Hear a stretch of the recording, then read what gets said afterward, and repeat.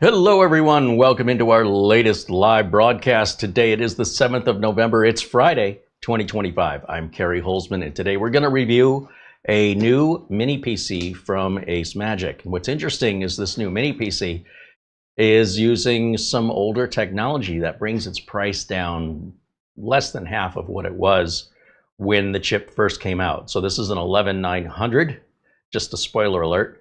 The latest generation of chip has happened 4 times since the 11900, 12900, 13900, 14900, and the Ultra series.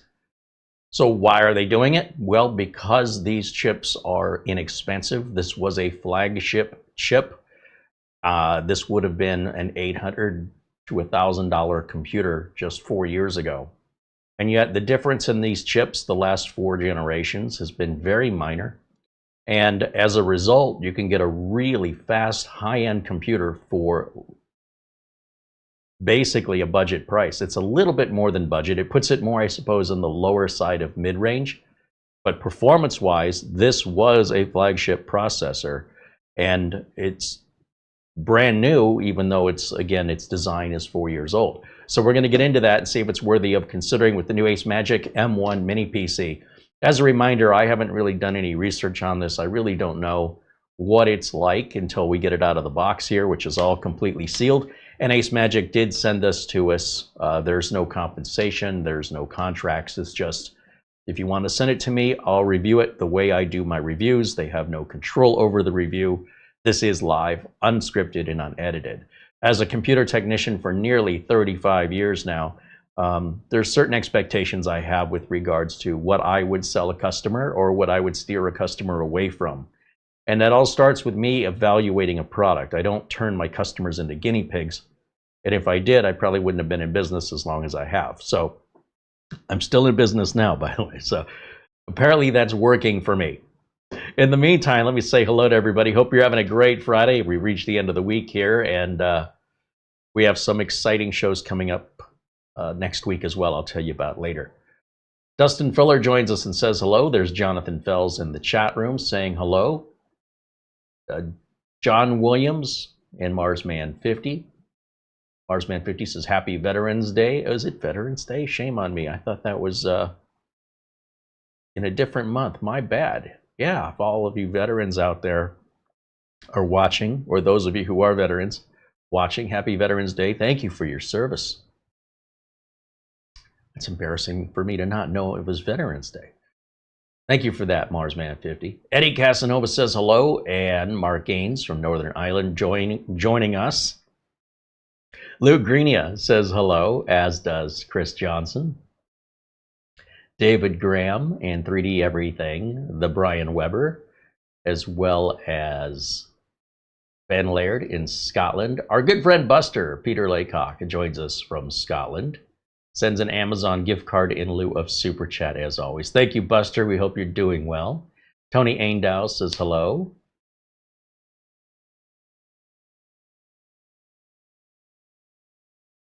Tony says, I'm sorry I missed the show yesterday, Uncle Carey. I did watch it today, and I will be buying Mara's new cookbook and giving it a go as I have gluten-free foods.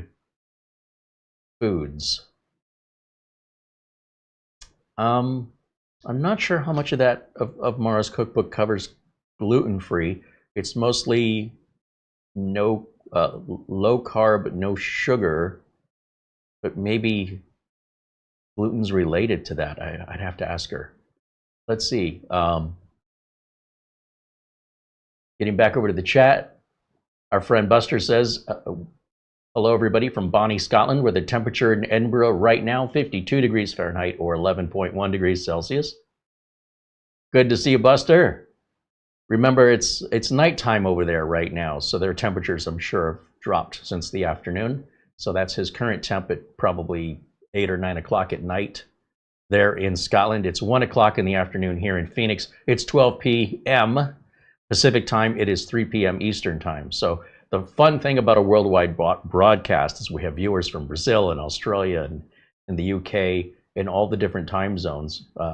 We don't see too many viewers in East Asia, but if they were here, we'd be tomorrow. It's very confusing. Let's see. Yeah, maybe Australia too is tomorrow.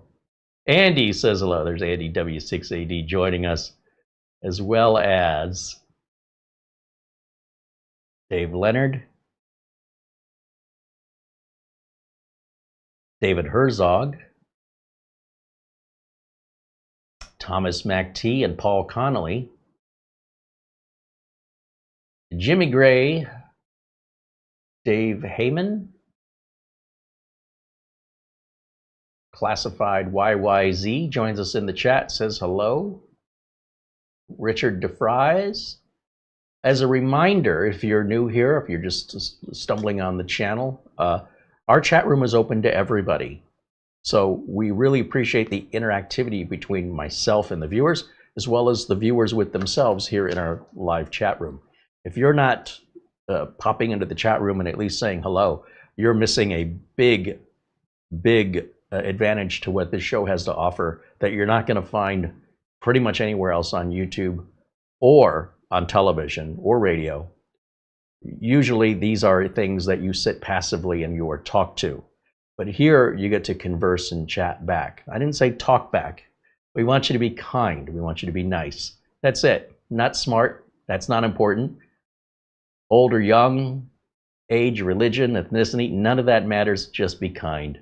And if you can be kind, come on in and say hello. We'd love to have you as a guest here in our chat room. And I think you'll want to keep coming back because all of our members are extremely cool, very nice and kind people that you'd be proud to call your friend.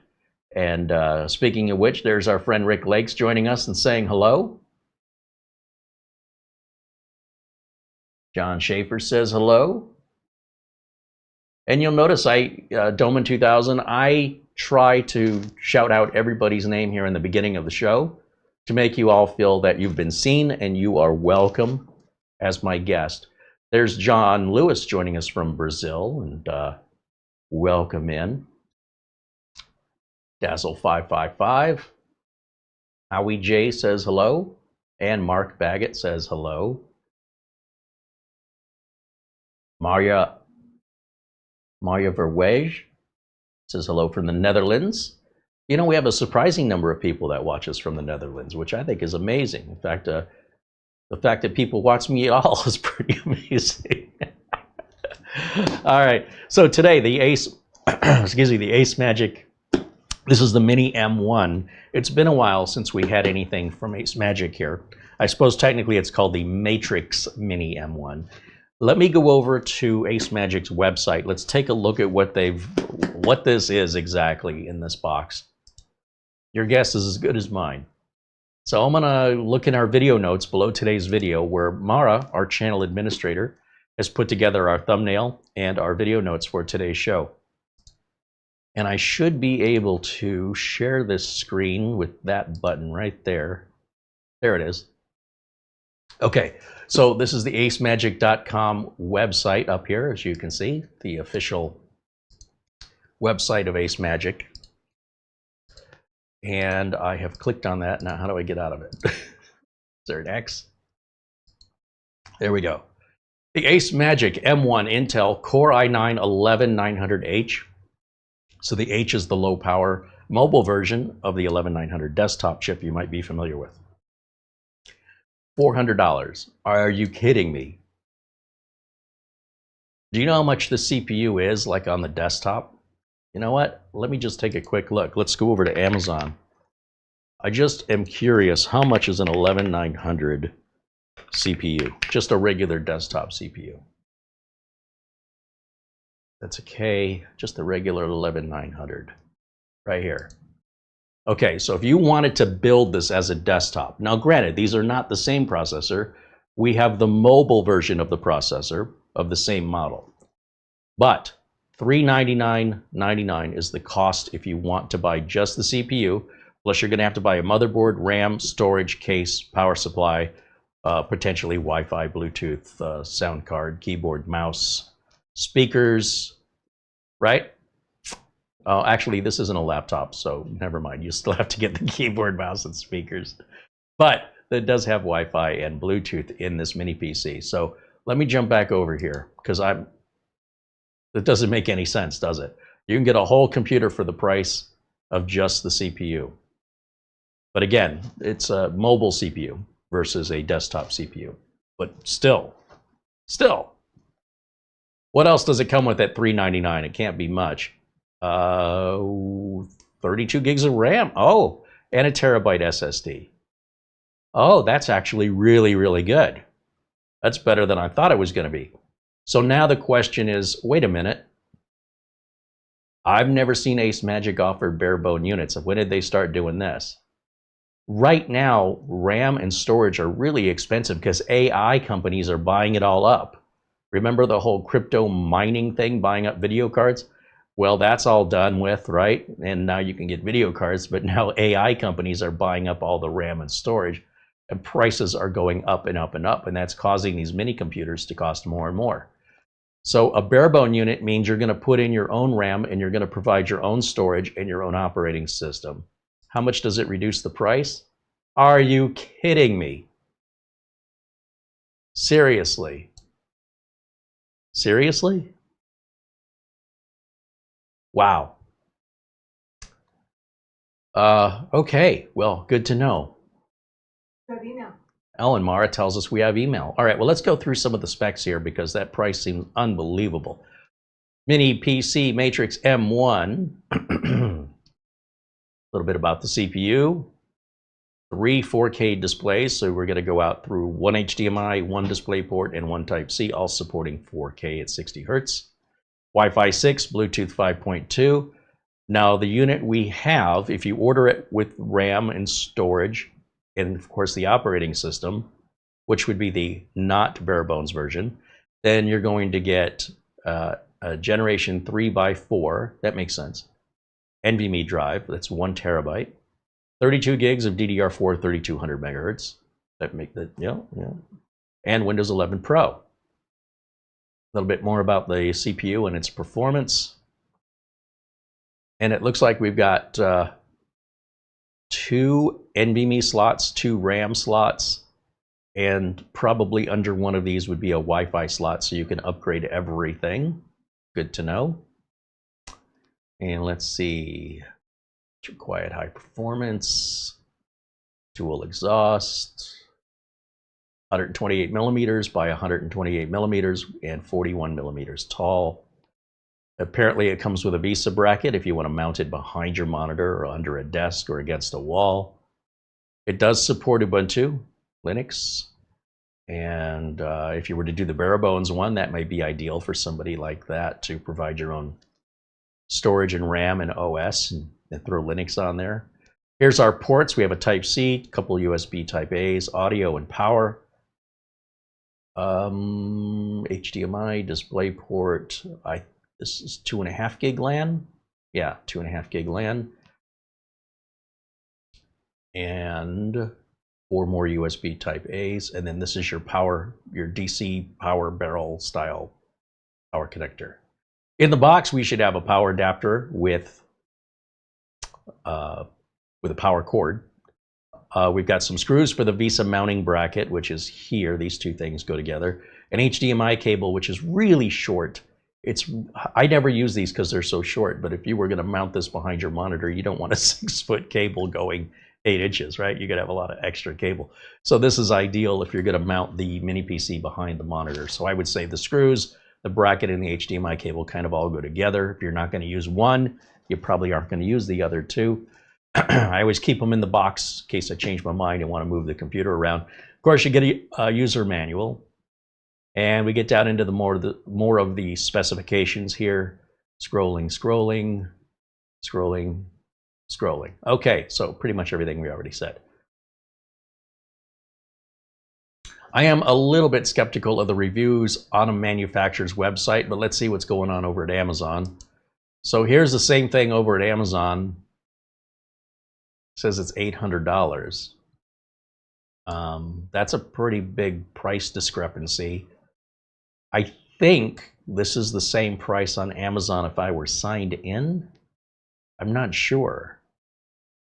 Somebody there, if you're watching, maybe check in on Amazon and see if there's a lower price offered to you, because I'm not signed in. I'm not sure if that has anything to do with it. Looks like they have a couple color. Oh, that's a 13900 and that one's an 11. So that's the one we've got, and then the black one here is a 13900, which is a higher end model. Right, it's 2 generations newer. So what do the reviews say on this? This is all the same info from the main page. Reviews. This is a verified purchaser. They're happy. They're happy. Happy. After several months, having a stuffing, shutting down by itself. Oh, well, this is interesting. I wonder if they've contacted support on that to see what support is offering. Did we have any negative ones? Here, there's one, just one. Oh, I can't see it. Well, maybe I'll never know. But the fact is, the vast majority of the reviews, there's 70 reviews. Looks like there may be one 1-star, one 2-star. But overall, people are very, very happy with their purchase. So for whatever that's worth, there's only, there's 0 2-stars. Looks like there's one 1-star, one 4-star, and this might be 2 1-stars, and maybe 3 3-stars, and then everything else is 5 stars. So if you buy, wait, I'm on the wrong page. How'd I do that? That was on the CPU. How did I do that? Let's go back. Let's do. You gotta love live videos. AceMagic Matrix M1. Spelled it wrong, but they'll correct it. All right, now let's see what the reviews. 142 ratings. There's even more ratings, and everybody looks like they're mostly happy with it. That's what I was looking at. Okay, so one 1-star, maybe 2 2-stars, one 3-star, maybe 2 4-star reviews, and then the vast majority are happy with it. All right, that's what I was looking for. My apologies for that, my earlier confusion. But if you ever wondered if these videos are really scripted and they're just made to look live, I must be a great writer. All right, so with that, let me jump back over in the chat and see what your reactions are to those prices, because that's, wow, two something, 260 for a bare bones. Richard DeFries mentions he watched Mara's channel, or Mara's video she did yesterday. He watched that today. It was very, very interesting, and thank you. Thanks for the feedback, Richard. David Graham said he's seeing it for $7.99 as well. I have seen this, where did I see it? AceMagic M1 Matrix.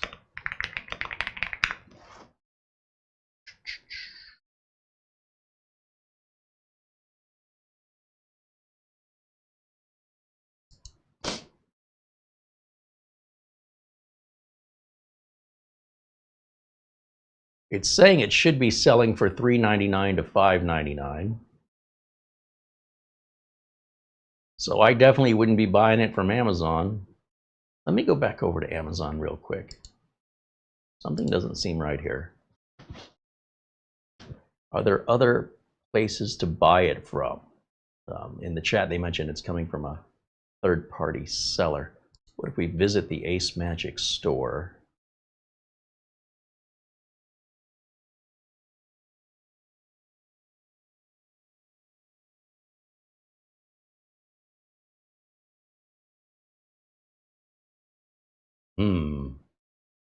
Search. I'll type in the word matrix and see if it pulls anything up here. I wonder if they sold out of it and now it's a third-party seller that's selling it. So you might want to watch the Amazon page for a restock, or you can order direct from AceMagic.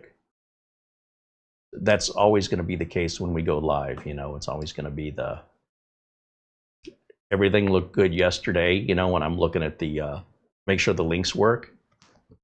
And I swear I saw something on Twitter today.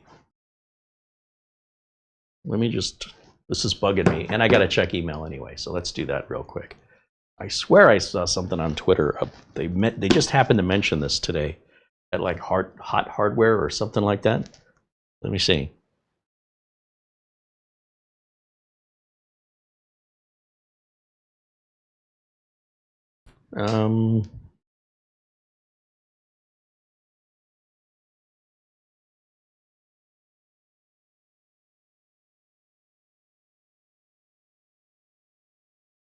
Just so weird that I saw that today.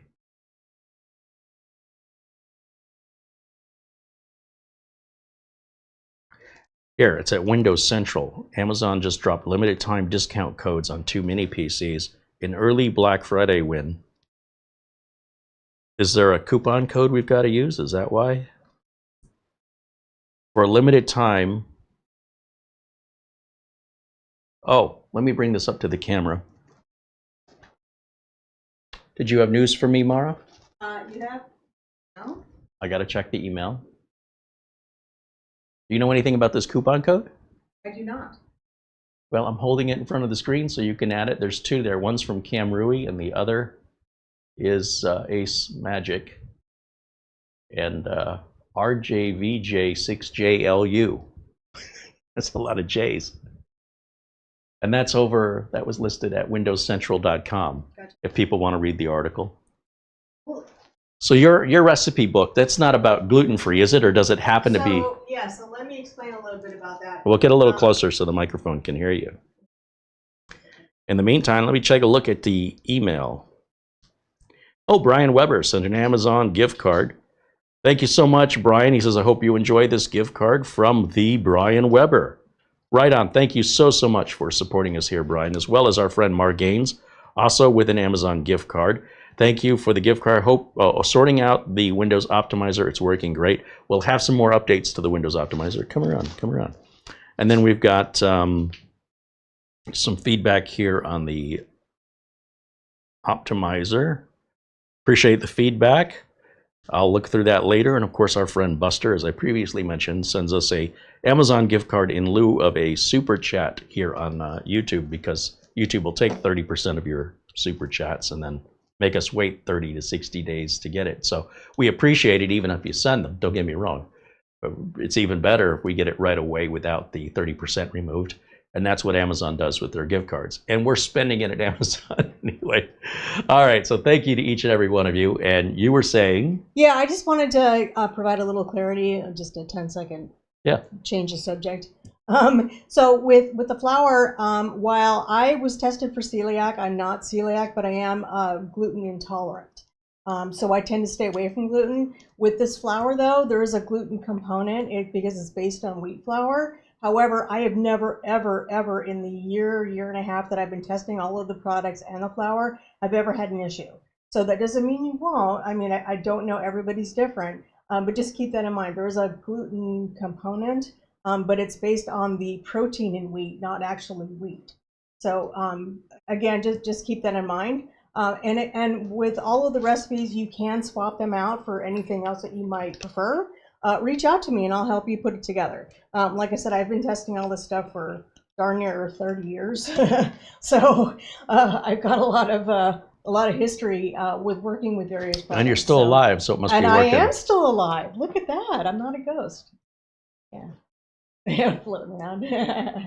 Yeah, so please feel free to reach out. I'm happy to help. I'm happy to offer tips, tricks, whatever it might be. And thank you so much for watching. Thank you so much for taking advantage of the products. Like I said, I love them. They're great and they have no impact on me. I have got a lot of experience with them. So please feel free to reach out anytime. And thank you very much for listening and allowing me to do. And do you have links to the cookbook for people that didn't see the video? So I didn't put the links in this video, but I will do that right now. Go do that. On my way. All right. Everybody. If you watched her video yesterday, it's a short video just kind of going over the cookbook, why it's different. And we all have to eat, right? It's not tech information, but I do try to make videos that have a mass appeal.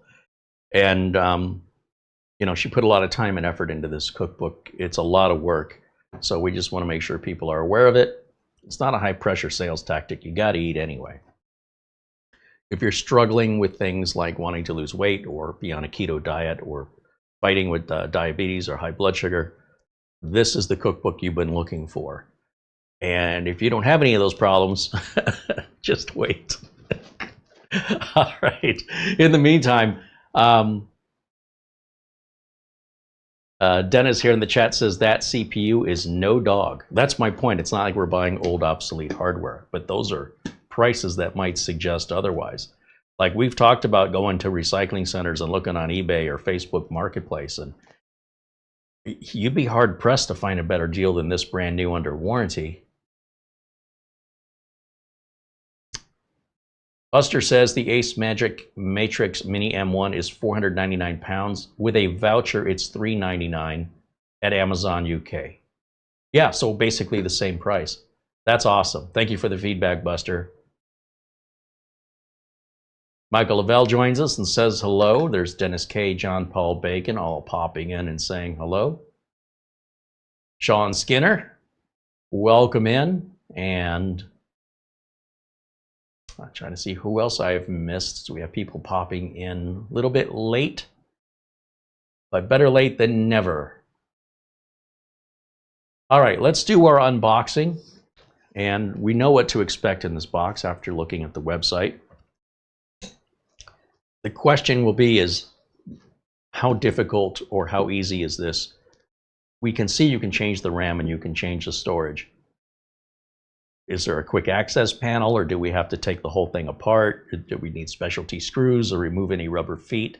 That's one of the first things I want to know. So let's get it opened up here. The Matrix Mini, the AceMagic Matrix Mini M1.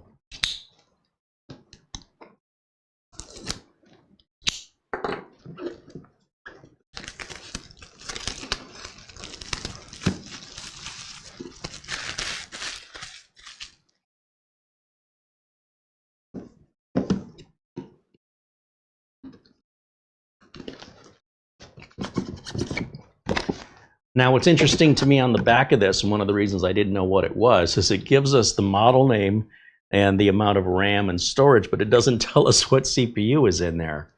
So I was like, what did they send me? I don't know if that was an oversight or what. Mini PC, just in case you didn't know what was in here. All right, let's go close up. Let's see what we got. Documentation. Nothing else in there, so I guess this lifts up. Okay, we'll set that aside. And then we've got this box here. Oh, that's our power brick.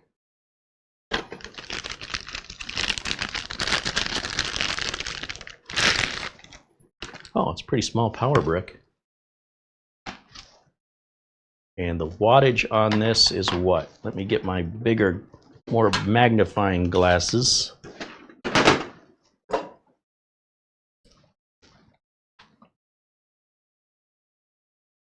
"19 volts, 120 watts.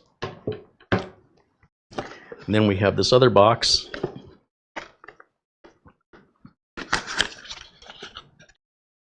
This contains our cloverleaf style, often seen like with laptops, that plugs into the adapter here. So I love with these two combined cables, you get a lot of cable length if you need to run it a ways to the wall from where you're using it. This is that mounting adapter, sometimes mostly referred to as a VESA, VESA mounting adapter. That fits the VESA standard that should be on the back of your screen. Our short HDMI cable and screws. So these things, in my opinion, these all go together, and I won't use those myself, but you might. So let me get some of this clutter out of the way here, and we'll get this checked out. So first thing is, my first concern,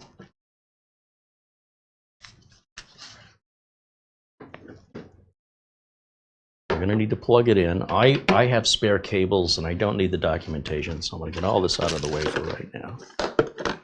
just to try and clear my workspace.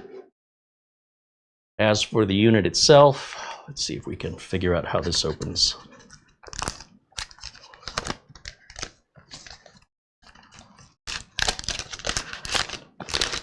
There we go. Well, that was easy. Now they will give you a little warning sticker covering up the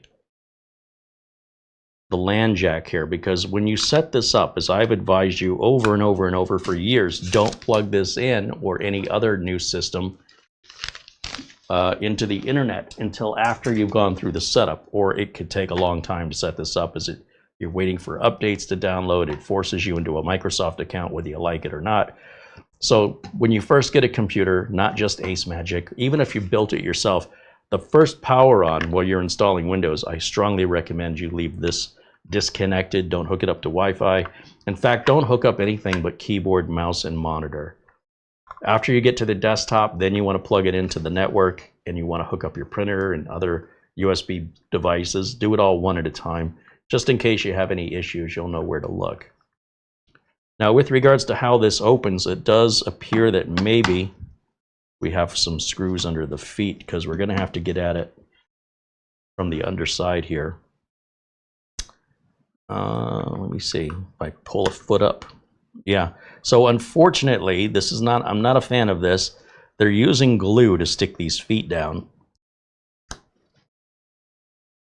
And what happens when you want to open this and you take these feet off is sometimes the glue sticks, instead of to the foot, it sticks to the base of the unit. And if you do this often, the glue eventually just loses any adhesive property and it won't stay on anymore. Now look, it's not the biggest, most complicated problem to solve, but it would be nice if the feet were just separated, just moved a little distance to the side,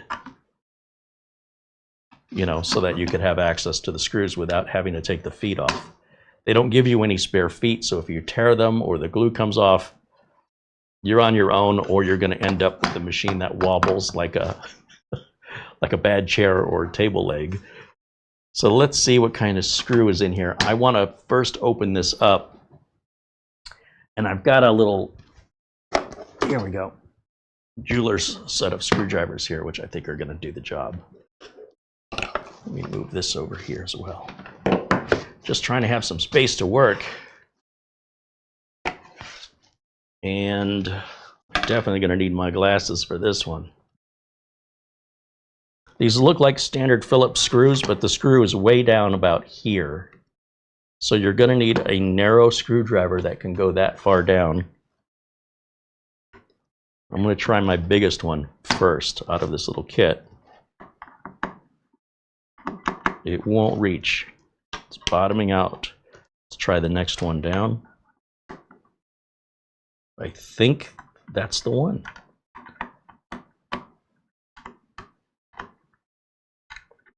Yeah, that's definitely it.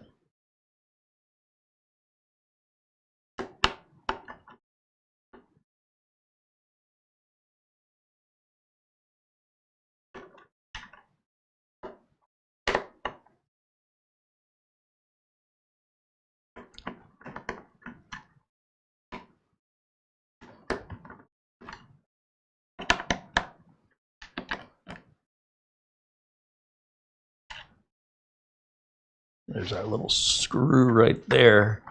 It's a little hard for me to tell if the screwdriver is biting down into it, but I can hear the screw in there loose, so I know it's working. Because this driver has, it's so narrow at the tip, it kind of does move around in here. So I'm trying to find the head of the screw. And this is definitely not the best driver I could be using for this type of screw head, but it'll get the job done for us.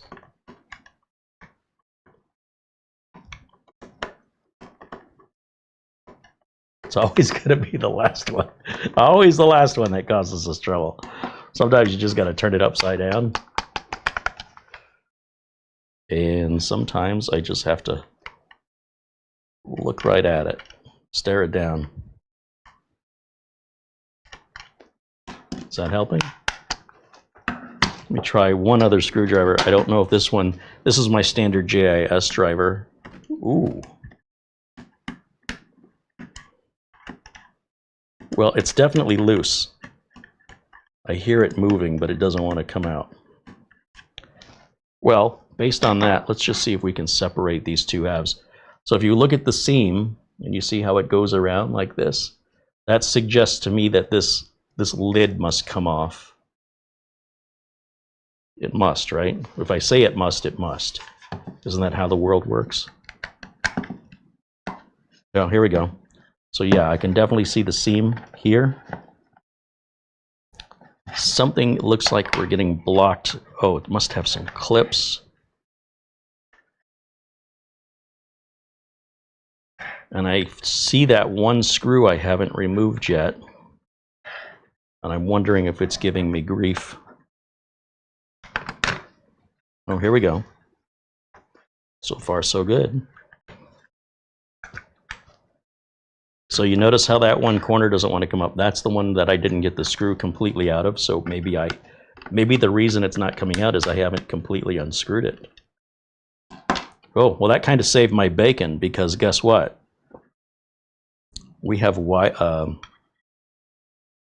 our power jack right here going inside of this back plate.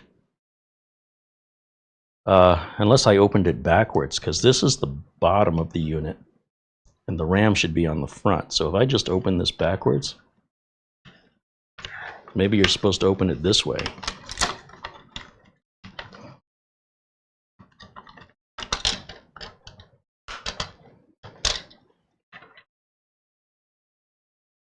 Put that other screw with the rest.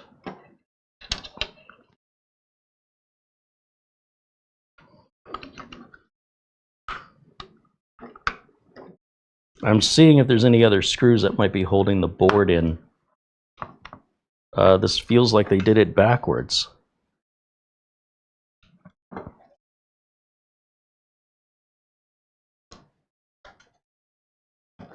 So normally anytime you have these cutouts with ports, they're going to pop in there.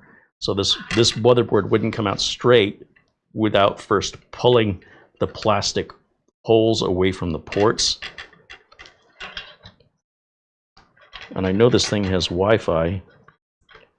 I am surprised we don't have some kind of an access on the front. This feels like it's been built. Well, this case design isn't exactly friendly for getting into accessing our RAM and storage. So what it appears is that we're just hung up on these ports. So I'm going to have to bend this down while pulling up on the board, up and away towards me, and see if that's what's going on. Also, the heatsink also looks like it's locked in there pretty good too.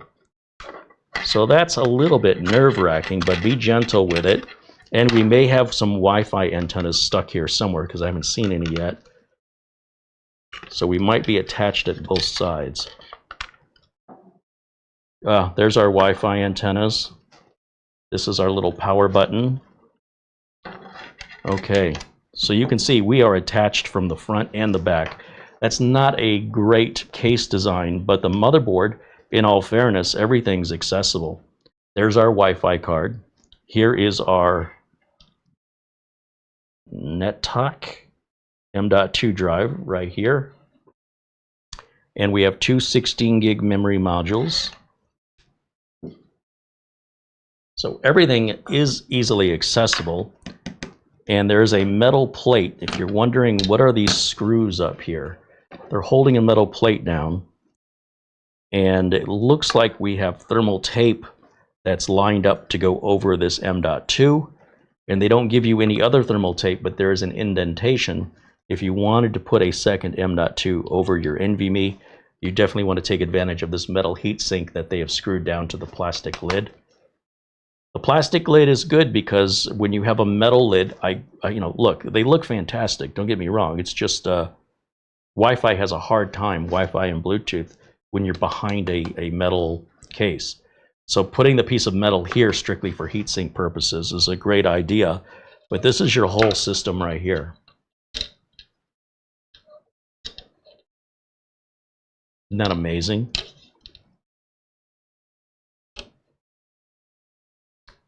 That's more computing power by far than our space shuttle program had 40 years ago.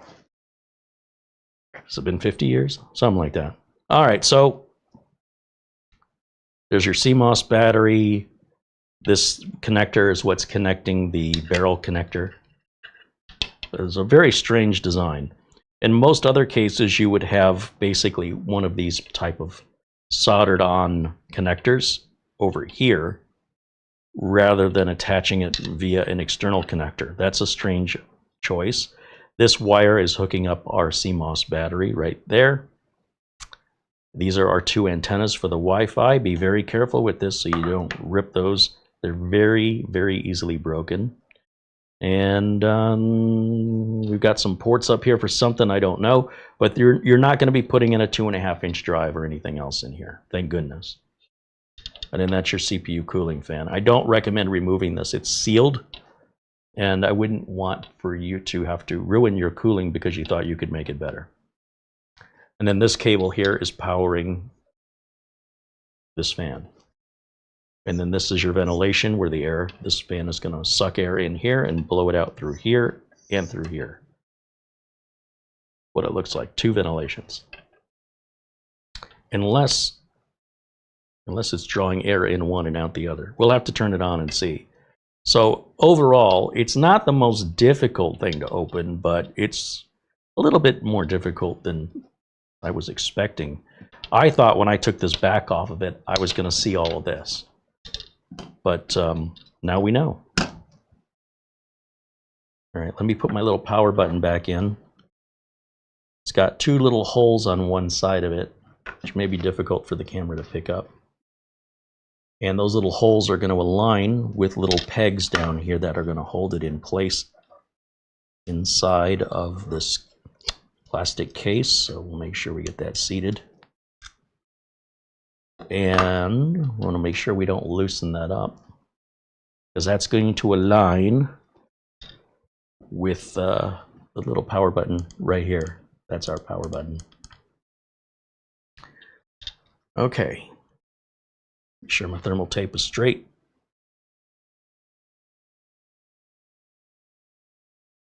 We could always put the thermal tape over here. Either way. I'll just put it back mostly the way I found it. And then let me see if I can remember how to put this back together. We're going to go this way. Now, I mean, I can easily just unplug this. It's not a big deal. That may make this a little bit easier for me to navigate. Let's see, we want to go this way. So that means the fan goes up, remember, because we opened it from the bottom. And the antennas, I guess, doesn't matter. You just push them straight down. And then this is going to go... I don't want our antennas to get in the way of the ports. So when I plug this back in, we have to make sure that the antenna wires here don't get in the way of any of those plugs.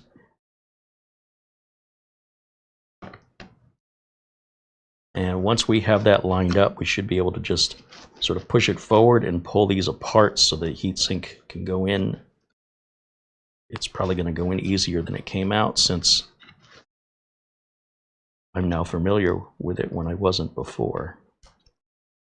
And I'm just going to run these antenna wires for the Wi-Fi above the board rather than underneath of it, so I can make sure they're not getting snagged or caught up on anything. And you'll see we have a little bowing. I think you just push down and that should snap in.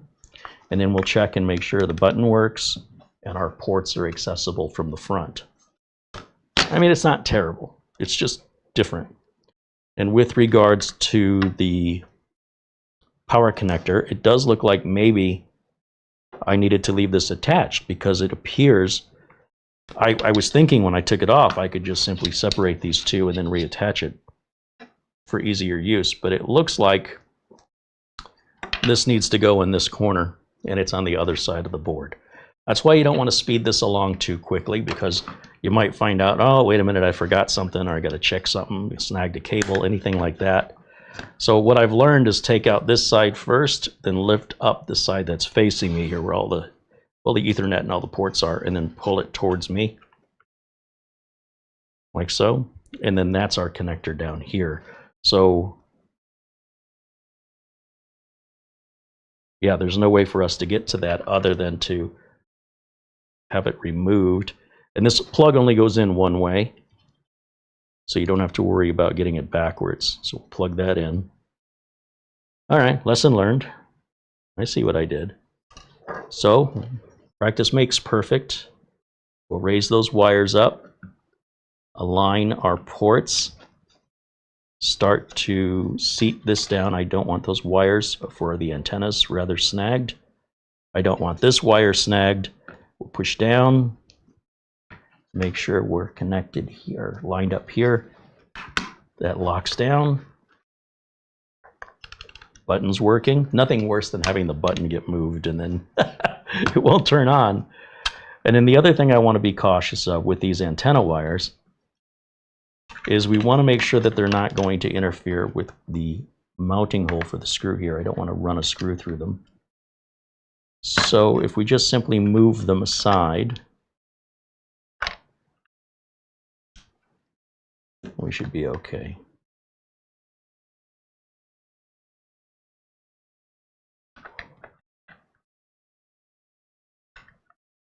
Now, when we go to put the lid on, I want you to pay attention that we have this long piece here that's got to go around these ports. And so it may end up having to be pulled away a little bit from those ports, but it has a tongue and groove on each end, so you should be able to slide it down. And I just want to watch those antenna wires. I don't want to pinch them. I am surprised there's no tape or anything holding them out of the way.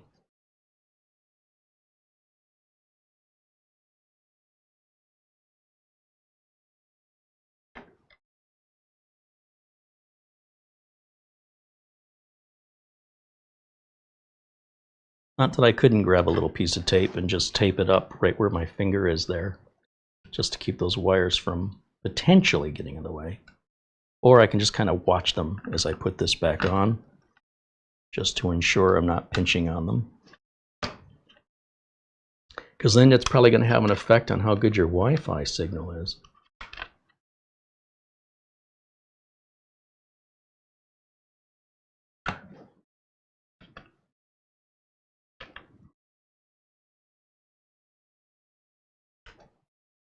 I will tell you, I'm a little bit concerned about those wires being right there. They are right where I need to put the screw, and I'm afraid that they're going to keep us from both seating this bottom panel on flat. Also, these wires are very thin and fragile, and it's easy to strip the insulation off and potentially tear the wire. So I think what I'm going to do, boy, it'd be nice if they had a little hook or something here that would hold this wire in place. Now, if it stays right where it's at, we should be fine. It's a big if. All right, and we'll slide this piece back down.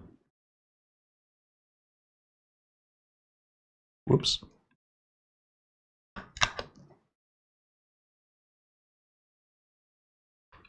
So this struggle here is because these ports are going to stick out a little bit, so that would be normal.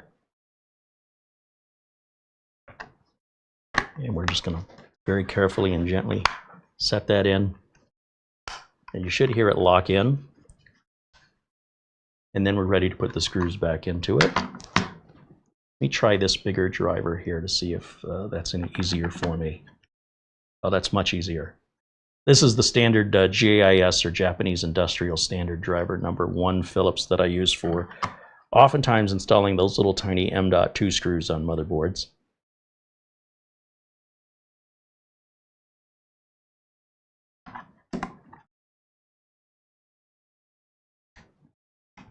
So that's the inside of it. So a little bit more detailed to get in there, but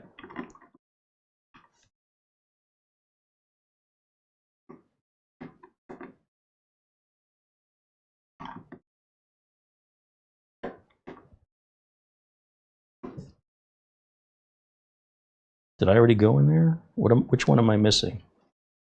the one closest to me.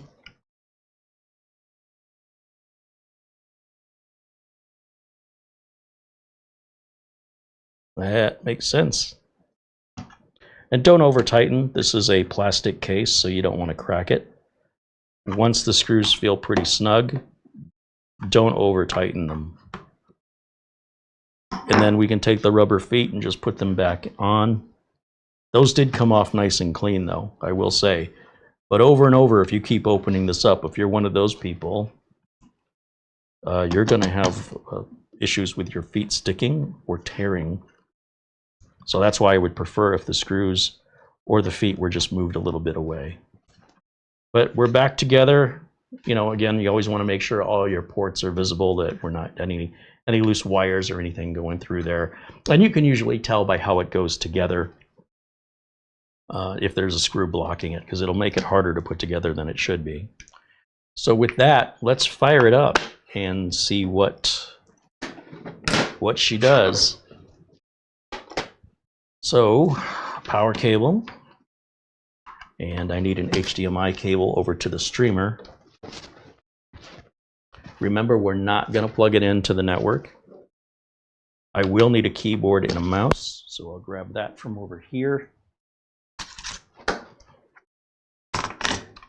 along with my dongle. We'll plug that in any USB port back here. And what am I missing? Power cable. As I mentioned, standard power cables I keep back here, so I don't have to keep rewrapping cables and all the PCs that come in for reviews, repairs, and upgrades. So I always have the three standards: the 2-pin, the 3-pin, and the standard larger style of plug that most desktop towers use. Okay, let's fire this up. We have a blue power light. I'm going to jump over to this output over here, which is my HDMI 3. And I don't hear this thing making a sound. It's 100% silent. And let's go through our first time boot up process.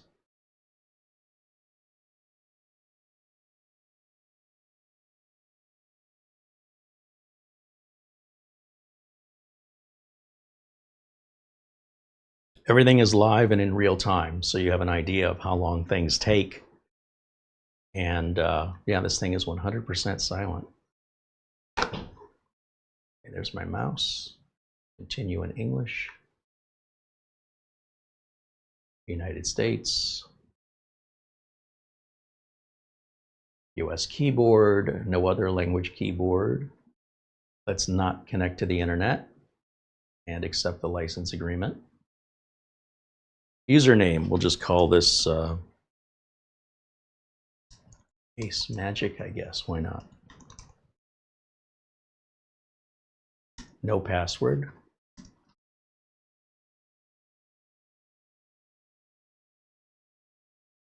Now, when this finishes its setup, it's going to take us to the desktop. We'll go ahead and start downloading Windows updates. And in the meantime, while it's doing that, we'll take a look and see what version of Windows we have, who makes the network card driver, who makes the Wi-Fi card driver, and any other questions you might have for me, we'll address while we wait for Windows updates. I just can't get over how quiet this is.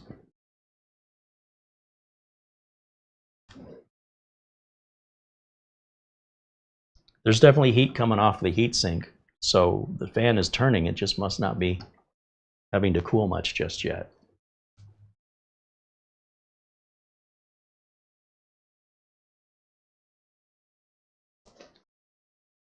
So after going through that out-of-box experience, as you can see, we can create a local account, despite all of the fear-mongering YouTube videos that say you can't do that anymore. I don't know what people are on, but they must live on a different planet than the rest of us.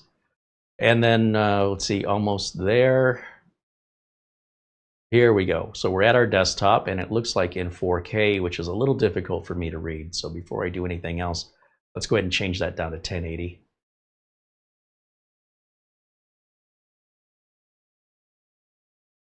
Keep those changes. Now I'm going to go ahead and find my Ethernet cable and give it internet access. Here we go. We'll plug this bad boy in. This is supposed to be a 2.5 gig connection. And you'll see that lower right corner is flashing. That means it's talking to the router and looking to obtain an IP address through DHCP, which it has done. And we'll go over to Settings and Windows Update. Check for updates. And while that's running, I turn these features on here because that's my preference. And again, we'll go back to Windows Update here. Well, it's checking. Let's take a right click on the Start menu, go to System, and we verify. Oh, wait a minute. We don't have an 11900. We have a 13900. Wait just a minute. See, this is the problem when it doesn't tell me on the box. I thought I was getting an 11900. I'm so confused. Well, you're not going to hear me complaining. So this is the 13900 HK. So it's the low power, and the K unlocked. All right, so 32 gigs of RAM is installed. It's Windows 11 Pro, 24H2. And let's go to the device manager. Right click, device manager. And let's see who's making some of the stuff in here. Network adapters in particular. MediaTek is the Wi-Fi card maker, which also is the Bluetooth. That's Wi-Fi 6E. Wow, this thing just keeps getting better and better. Although I know the price on this is about $100 more, if I'm not mistaken, between the 13900 and the 11900. 2.5 gig is made by Realtek. Very good. Out of curiosity, is Secure Boot enabled?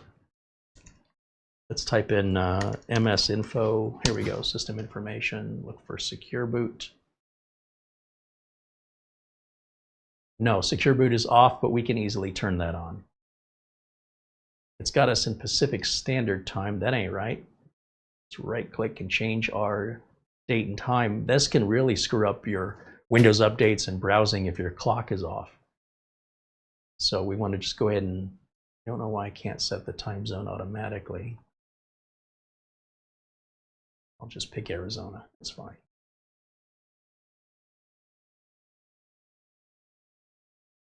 Why that won't turn on? Well, it did update the date and time, so we're okay. But normally set time zone automatically, I can turn on. Enable location permission. Oh, it didn't ask me for any of the privacy information, did it? Location settings. I always like to turn that on, but at least it takes us right to it. I've never had to do that before, but their out-of-box experience skipped right through it. Enable location. Didn't I just do that? Let apps. I don't know. Is it this one? Let's try it and see. I'm not sure. I've never had to do it this way before. Yeah, there it goes. Okay, well, we'll learn something new. Go back over to Windows Updates, and you can see it's been downloading some updates, and the machine continues to be dead silent. I am feeling more heat coming off of this, so the fan is definitely turning. I'm like, geez, I didn't unplug the fan, did I, when I was in there? Everything looks good.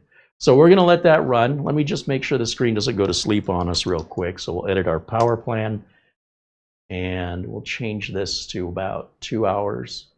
And because this computer doesn't have batteries, there's no reason to ever put it to sleep. Okay, now I don't have to worry about the screen going out while we're live. And let me jump back to camera 1 while we wait for these updates, and I'll address any questions that you have. See, unfortunately on this box, it doesn't say what CPU we have. And that's normally one of the key factors, is it tells us which CPU. But this is giving us the name of the product, which just says Mini PC. The series is Matrix Mini. The model says M1. All three of those could be on one line. Input voltage is 19 volts, so you got silver or gray. So I guess we got gray because that's what's checked. We've got RAM. We've got 32 gigs. They sell it pre-configured with up to 64, which I think is your max. What they call ROM is read-only memory is not what a hard drive is. That read-only. So I don't know what's going on in Asia, why they think that means NVMe or solid state or storage. ROM is a Blu-ray disc or a DVD or a CD. That would be a ROM. Well, technically it's a worm. You write once and read many. WORM. ROM would be like a chip that gets soldered onto a board. So we keep seeing this over and over, this misuse of the technology terms. But what they mean here is SSD. It's still 3 letters. It's just the wrong 3 letters. And it shows this one has a 1 terabyte SSD. And then it says it's for the US plug or Japanese plug or Australian plug here. No CPU information at all. So you know me, I'll get a marker and I'll write on it because I won't remember. The whole time I thought this was an 11900. And on the bottom of the unit, it does show the CPU right here on the sticker is a 13900K. But you have to get it out of the box, but at least it is on there. All right, let's get back over to camera 1 and over to our chat room and see what questions you have for me while we're waiting for this to update. I mean, it's dead silent. I can't get over that. David Graham says that disassembly would be hard for a layman. You know, to each their own. Some people are more comfortable than others, but it's definitely a little bit more complex than it should be, in my opinion. I'm not a fan of the rubber feet covering the screws right out of the gate. And, you know, AceMagic has had some designs in the past where they were very difficult to get into the units, like the M1A, that Starship thing. Forget about it. You're not getting in there. The Cube, on the other hand, is the exact opposite. 2 quick access panels, no tools needed. So they seem to go one extreme to the other. On the other hand, at this price point, buy it the way you want it. Then you don't have to get into it at all.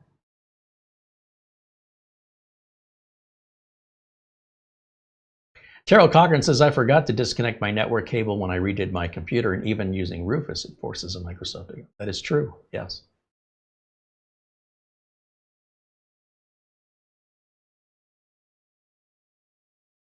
I mean, you can still like do the bypass NRO thing, you know, but regardless, it's just a lot easier. Just unplug the cable. So easy. The good news is when you get to the point that you realize, oh crap, I've left my cable plugged in, you can just unplug power from the computer, unplug your network cable, and then plug power back into the computer and turn it back on again. It won't cause you any harm. And then go through your setup. So not the end of the world. Frank Jimmy joins us, says hello. Welcome in, Frank.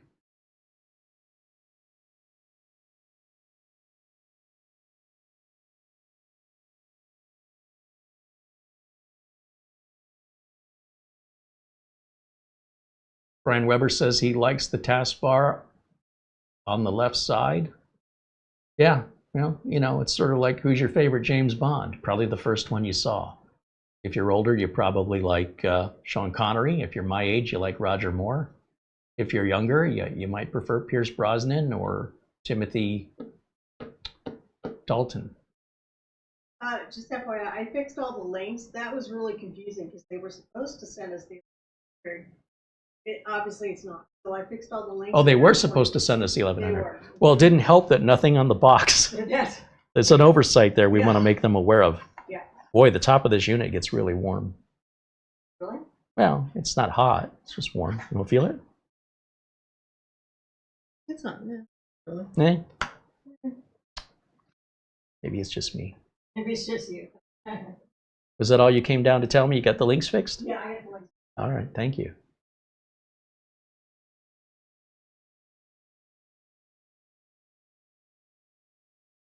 Andy's impressed I could get this back together without any leftover parts. Taking it apart's the easy thing. It's always putting it back together.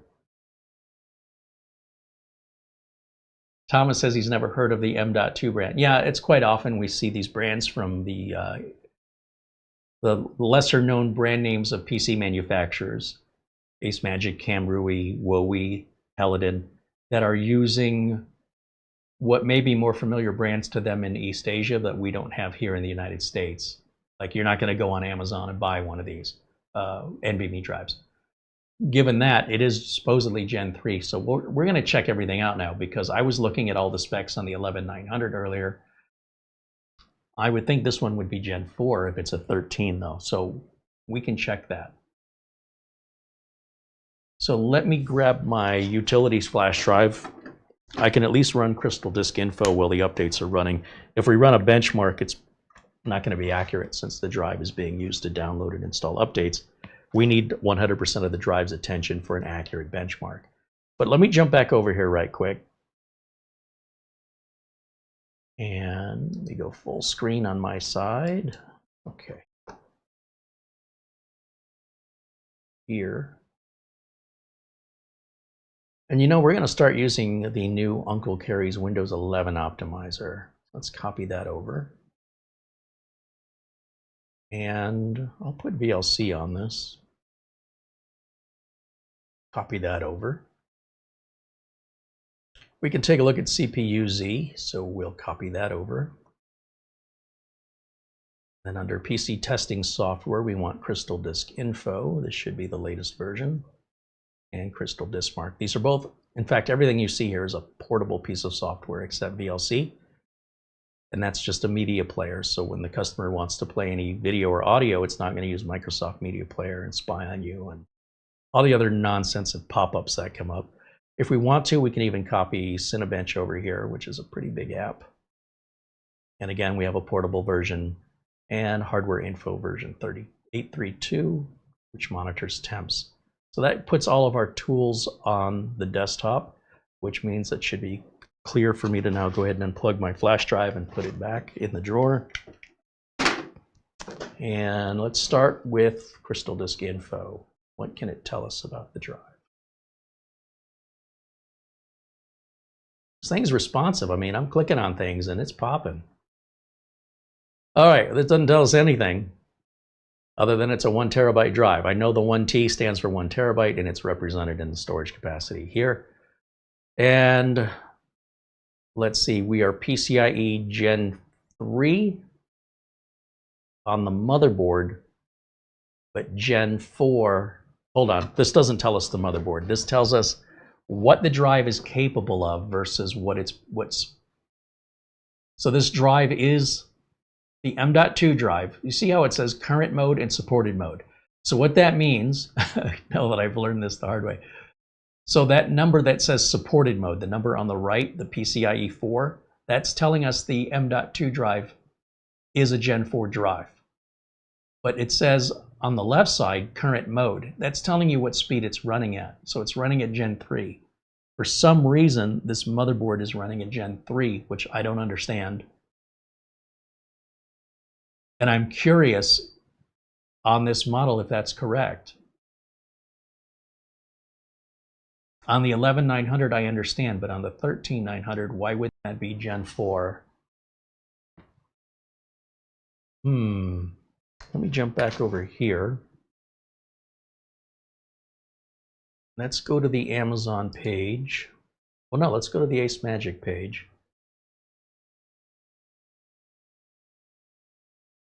Is it Gen 3 regardless? So it's a little confusing that they call the M1. They don't change it. They don't call it something else. If it's got an 11900 versus a 13900, like maybe one's an M2, I don't know, M1 something. i9 11900H. Let me go back to share the screen with you guys, because maybe you'll see something I don't see. M1 pre-ordered will begin shipping on November 10th. So this isn't even shipping yet. Don't see a 13900H option here. Let's try Amazon.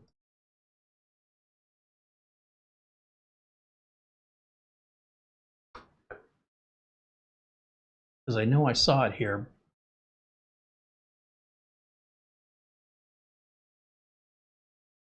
Okay, 13900H,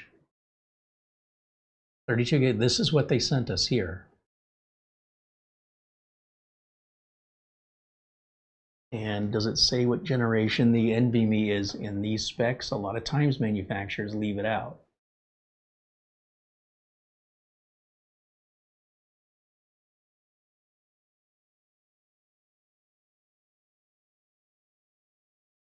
No, they've already run Cinebench on it for us. Yeah, it's saying it's PCIe 3, so generation 3, which is what we have. I mean, they're not wrong. I would have just thought that one of those ports would have been Gen 4. One M2 2280 NVMe slot and one M2 2280 SATA or NVMe. Oh, that's nice.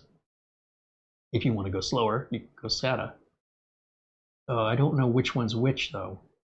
Is it the top one or the bottom one that's SATA? I mean, we're not in SATA mode, but neither one of them is Gen 4. It's all Gen 3. I don't think the average person can tell the difference anyway. In fact, outside of benchmarking software, I couldn't even tell the difference. I have to have a piece of software tell me whether or not I should be happy or not. It's a twisted world we live in. A little bit about the Wi-Fi, a little bit about the storage, or sorry, the interface. The LAN obviously works at 2500, but it will also work at 1 gig 110. It's backwards compatible. It looks a little bit smaller in this picture than it really is, but that's okay. It is small. It is Windows 11 Pro, not Home. It shows it's in gray. Yeah, this looks like our guy right here. Huh. The problem is that's not a great, I mean, this is what I would expect it to sell for, okay? So when I'm looking at prices that are 50% less than this, I'm getting super excited. So I wonder if that coupon code works on this as well, or if they'll be putting this on sale anytime soon. You see, it's not even available yet because it won't ship. If we ordered it today, it's not going to be here till about the 13th or the 15th, which is about a week away. So we're very close to this being released. So we're getting an early look at it, which I appreciate AceMagic has thought of us for this so that we can evaluate it. But I don't know that that's the price it's going to stay at, because the other one is so aggressively priced. Let me go back over to AceMagic here and let's take another look and see, because that's a crazy good price for a bare bones unit.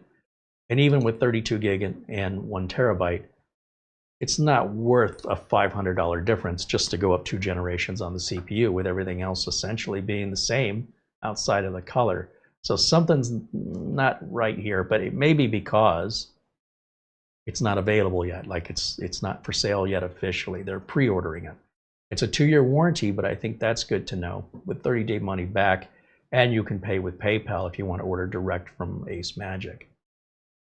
So my question now is, if we go to Mini PC, do we see the M1?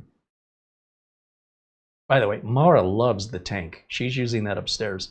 This is super easy. This panel comes off to change out the RAM, and the other panel, you just click a release button and you have access to your NVMe. This bad boy was about $1,500. Are you kidding? They're selling it now for $750. It may be worth looking at AceMagic's website, because these prices are they're really good. Look at that. If you wait till Black Friday and you're going to try and buy when everybody else is, then you run into inventory problems where they're sold out. So yeah, these are all great prices. I wonder why they're having a sale. Is it a pre-Black Friday sale? But they're right around the $300 price point, more than not. Look, there's that M2A. Remember this bad boy? And it looks like it's completely sold out. Yeah, sold out. But it doesn't mean they're always going to be sold out. So you might want to check back. There's the K1. I was looking for the M1. Matrix M1. See, that says M1, but it doesn't say Matrix M1. I wonder if that's the difference. Here, they both say M1. That's very confusing. Okay, so here's the model. Are you serious? That's got to be bare bones. Let's make sure. Yeah, that's box. It's hard to tell, but bare bone is selected. So with the way it's configured on my desk right now, with 32 gigs and 1 terabyte, it's $459. I think you'll agree that's a fantastic price. And if you want to max it out with 64 gigs and 2 terabyte, you just add another $100. That may be worth doing. On the other hand, I could see where, you know, once you exceed $500, you might be thinking, it's a little rich. But buy it once, cry once. You got that 2-year warranty, you've got that 30-day money-back guarantee, and you've got free shipping, and you can pay with PayPal. And PayPal has even their own financing options where you can pay in monthly installments with no interest. If you qualify for it, you don't need much in the way of credit for that.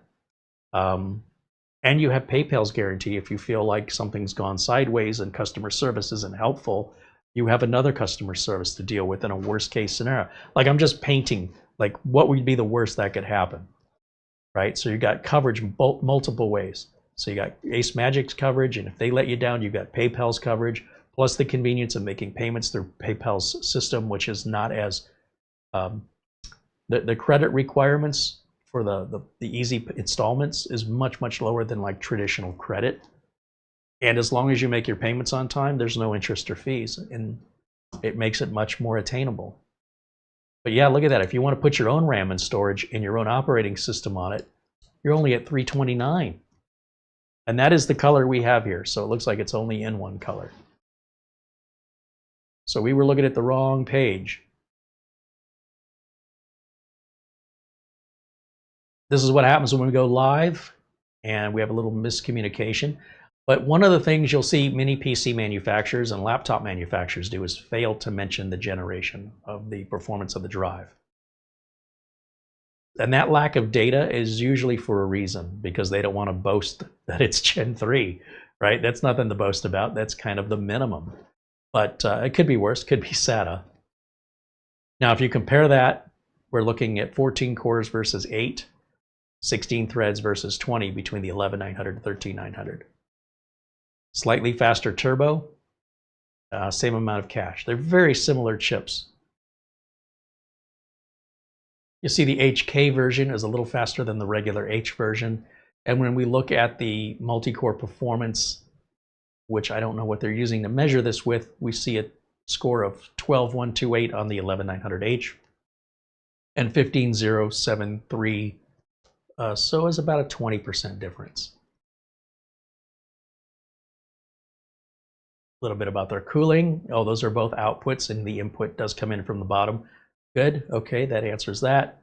They keep calling storage. They keep calling SSDs ROM, and they keep leaving the generation off. This is very frustrating because it doesn't seem to matter, for the most part, if the computer is made by one of these lesser known brand names here in the USA that's originating out of East Asia. They all copy what the other one's doing. So when the other one gets it wrong, the rest of them get it wrong. When you try and correct them, they say, well, we're just doing what everybody else is doing. It's the most frustrating. I'm like, okay, all right, you guys could call it ASH for all I care. But that's not what it's called. It's called SSD. It's not like you don't have room for those 3 letters on the packaging. So it's a minor little nitpick. It doesn't really matter. I'm probably the only one who even notices. There's your, yeah, Wi-Fi 6E, we confirmed.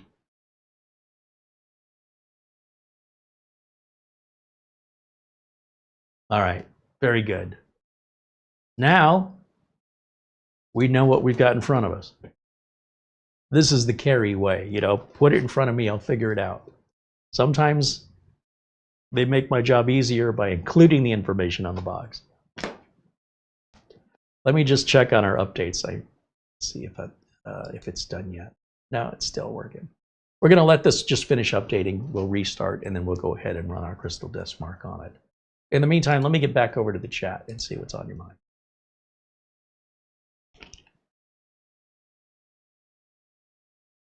Richard DeFries wants to know if the minor problems with the Windows 11 optimizer have been fixed. Well, you guys have to tell us, right? We don't know. Once we're made aware of it, there's an update. You know, Nick will work on it, release it, but then somebody else may have something different. So if you have the latest update of the Windows 11 optimizer and you're having any issues with it, please email Nick, that's service@d7xtech.com, and let him know. And he'll work with you to resolve it, and then there'll be another update. If you want to wait until after the first of the year, it should be golden by then. So don't ask me every week. I'm going to tell you right now, Richard, this is going to take some time if you're interested in working out every potential little bug we find. What we're interested in personally are any potential bugs you find. If you don't find any, then don't expect us to update anything for you. But as far as we know, it works without issue. That doesn't necessarily mean we might not change some things, but as far as any bug updates or anything like that, we cannot tell you that. That is only something you and each individual user can report back to us. And then if there is an issue that we're made aware of that we can verify is on our side, we'll address it and update it. And if you want to wait till after the first of the year, all of that should be behind us by then.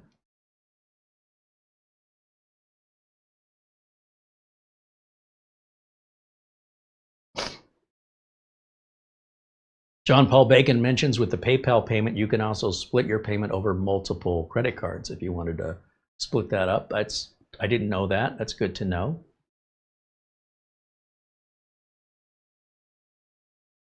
Mark Leibowitz said, would it be fun to have the AceMagic M2A and the Netgear router that also looks like a spaceship? TP-Link router. Yeah, we put those side by side on the table a few months ago. They look like they go together, don't they?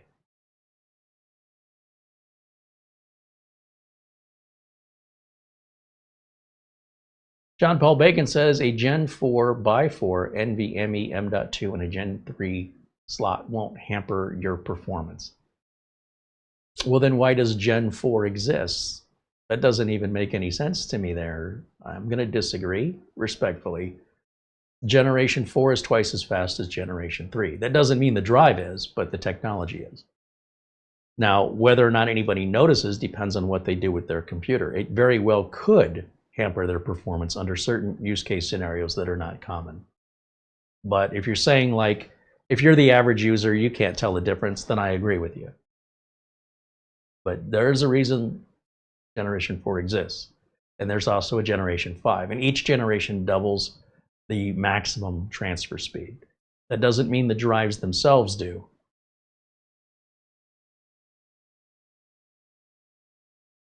Wayne Ellison said his optimizer ran as optimized, as advertised. Thank you, Wayne. Again, we appreciate all the feedback, whether it's, hey, no problems, or yeah, we have some problems. And the ones that have problems are the most valuable feedback to us, so we can identify and recognize, verify that there is a problem there and address it. We do want it to be perfect, but it's not going to happen overnight. So if you want perfect, give us a couple months.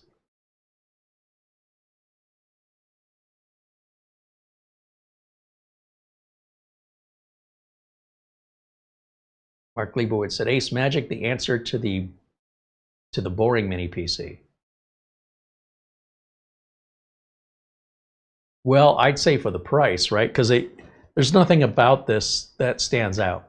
You know, not like the M1A or, you know, M2A, whatever it is, the flashy AceMagic. This is very much can be used in a business. It's subtle, it's out of the way, it doesn't take up much desktop real estate. And really where it's shining is not in its design, it's in its price. So it's really a question of, you know, value for dollar here. At least that's the way I see it. You could put any name on top of this, and I wouldn't think anything of it by walking by it. But if I'm the one paying for it, I'll definitely notice it on the receipt. You got all that for this much? Where'd you buy that? Yeah, it almost seems a little too good to be true. Andy says, well, it only has DDR4 RAM. Well, DDR5 wouldn't benefit you. If you put DDR5 in this, it would cost more money, but it wouldn't perform any better. You'd have to go to maybe on the AMD side. That would make more sense, where you're going to see the benefit in the internal graphics. With a machine like this at 13th gen, I think that's pretty much right when they introduced DDR5 was 12, 13, 14th gen Intel. And unless you're at the super high end of it, like this is a 13900HA, you won't see any difference at all. And if this did have DDR5, it wouldn't be able to sell this cheap. And the performance difference would be so teeny tiny, it wouldn't justify the price you're paying to get that little bit of performance. So if I were designing this, I wouldn't have changed it. I would have made an access panel on the top, you know, to get to the internal components. But everything else seems fine.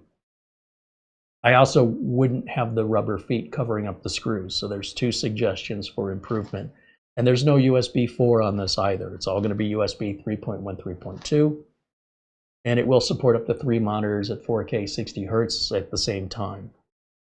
And at that price point, to get something that's that capable,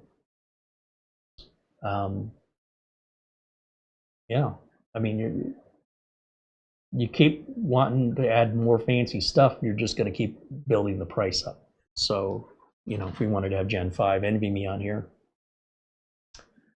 everything's possible. It's just at some point, where do you say, okay, now this thing's going to sell for $1,200 and we're not going to sell as many units than if we sell it at $400, let's say. So it becomes a question of, when you're designing a mini PC, it's a question of the looks, the materials, the performance, the RAM, the storage, how many ports you're going to have for USB, if it's going to have Thunderbolt, if it's going to have USB 4. And at some point, you're going to see that price keep going up and up and up, and you start scratching your head. Your boss might have said, look, we need this built in out the door for under $400 or something. I don't know. And so now you're faced with this challenge as the engineer. How do you get there without, you know, let's say this came with 8 gig of RAM. That would lower the price, but would also handicap the performance. So where do you find balance? And that's why it's great that you have, you know, the option to get this in bare bones, which I've never seen AceMagic do before. And then you can spec it out as, you know, if you want to spend $400 on RAM and storage on your $400 computer, that's not a choice most people would make, but you could. And I appreciate choices. I like being able to make my own decisions. My decision would be to just buy it spec'd out the way I already want it, because it will be cheaper, and I don't have to worry about breaking anything or voiding my warranty by causing some damage. Just keep it all under warranty, and the parts are going to be cheaper. If you want the highest performance parts, you probably want to build your own computer. That would be my best advice for you, is still build your own if you're of that mindset. But that's just my opinion. That's the advice I would give to a customer that wants to be ultra picky like that, is this isn't for you. You know, this is for, I want the most I can get for the dollar. So you can have that, or you can be picky. Pick one. But that's the logic behind it, if that helps you understand why these configurations exist. Andy says, Carey, I'm sorry I don't speak Intel. That's fine. I mean, you might enjoy Chevy and I might enjoy Ford. You might like Nissan, I might like Toyota. You might like chocolate, I like vanilla. It's all good, nothing to apologize for. Enjoy your preferences. That's why they're there. I'm not here to tell you what your preferences are. I'm here to tell you what my preferences are. It's my channel. You don't have to agree with it. And you don't have to answer my customers' questions and support my customers either, and worry about paying my bills at the end of the month. So we have different reasonings, but it's all good.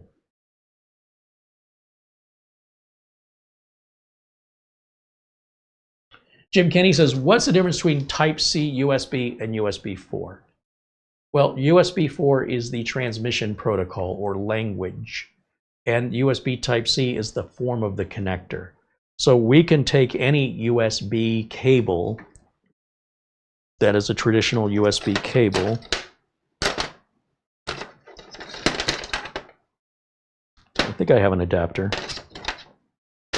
somewhere in here.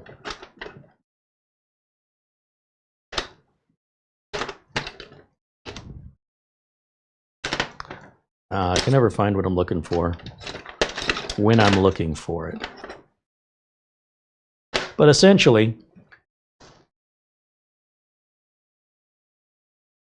it's just the type of connector. When we talk about type A, type B, or type C USB, we're talking about the plug, the design of the plug. Then when we talk about USB 3 versus USB 4, or Generation 3 NVMe versus Generation 4 NVMe versus Generation 5 NVMe, that's the transmission protocols. And so the transmission protocols, they pretty much double every single time. So if we're talking about NVMe drives, Generation 3 protocol is half the potential top speed of Generation 4, which is half of the potential top speed of Generation 5. So as long as you have a Generation 5 slot with a Generation 5 drive that maxes out all of that potential, you can absorb and consume as much of that transmission protocols as possible, saturate the bus. And the same is true with USB. So we can take a USB flash drive and we can adapt it from USB A to USB Type C, and then we can plug it in our phones and back up our phones on Type C. You don't have to buy a Type C flash drive. It's just an adapter. And that little adapter is automatically hardwired into some computers, maybe your computer you have now, to your motherboard, depending on what chipset you have, to work at USB 3.1, 3.2, 3.0, USB 4, or USB 4 version 2, which just came out. So USB 3 would be like 5 gigabits per second. 3.2, I believe, is 10 gigabits per second. See how it doubles? Then there's 3.2 Gen 2 by 2 that doubles to 20, which is pretty rare to see that. Then USB 4 doubles that to 40. USB 4.2 doubles that to 80 gigabits per second. And that's all done through the way that you're plugging it in, whether that's Type A or Type C. USB 4 is not available on Type A. You can't go back the other way because USB-C has about 12 or 16 cables inside of it. USB 4 is just 4 cables. So there's only so much data that can transfer over 4 lanes, right? Only so many cars can travel in 4 lanes of traffic versus 16 lanes of traffic. I have to double check how many wires are in a USB-C. And then there are USB-C, just to add some confusion, there are USB-C charging cables, where the USB-C cable, basically when you cut it open, it only has a couple wires in it. And that's only for charging. It won't work for any data transfer. Those are your cheapest cables. So USB-C does get confusing, because a USB-C, which is also could be Thunderbolt capable, because Thunderbolt 4 and 5 share the USB Type-C connector. Those cables can cost $40 to $60 just for the cable. They look the same if you don't know what you're buying. So you could buy a $3 charging cable, and then your USB doesn't work at all. All it's doing is charging your phone. That's why you got a pack of 10 for $4. If you want a USB-C data transfer cable, depending on what USB-C it's certified for, will determine the maximum speed that cable can do. Just like with Ethernet cables, just like with any other kind of cable, cable length and the version of the cable. You know, you might have an HDMI cable plugged into your monitor that you've had for 10 years. You have no idea. You are completely out of the loop that you are running an obsolete cable that may not be giving you the best picture quality or standard to your monitor. So oftentimes people, ignorance is bliss. They go buy a new monitor and they set it up and they run their old HDMI cable or even their old DisplayPort cable, and it doesn't work, and they go take the monitor back to the store. And for some reason, they won't spend $8 to just buy a new HDMI cable. It boggles my mind how someone will spend $1,000 for a brand new monitor, and they absolutely stubbornly refuse to replace an $8 10-year-old HDMI cable or DisplayPort cable. When you change your monitor, change your HDMI cable. For the love of all that's holy. because they're more capable today. They do more. Those HDMI cable versions, if you want to hit Google and ask it to explain what all the different versions of HDMI mean, you'll understand the progress and evolution of the cable. It looks the same, but inside it's different. And of course, they'll be priced accordingly. The older cables, they can't give them away. So you're like, hey, HDMI cable for $2.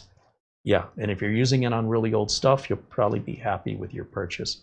But if you're just being cheap and you don't want to spend the $8, you're just going to keep running back and forth to the store like you got all the time in the world and nothing else to do.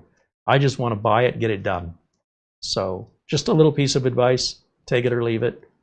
If you want to ask me how I know, been there, done that, don't want to do it anymore. Okay. John Paul Bacon mentions USB 4 is only Type-C.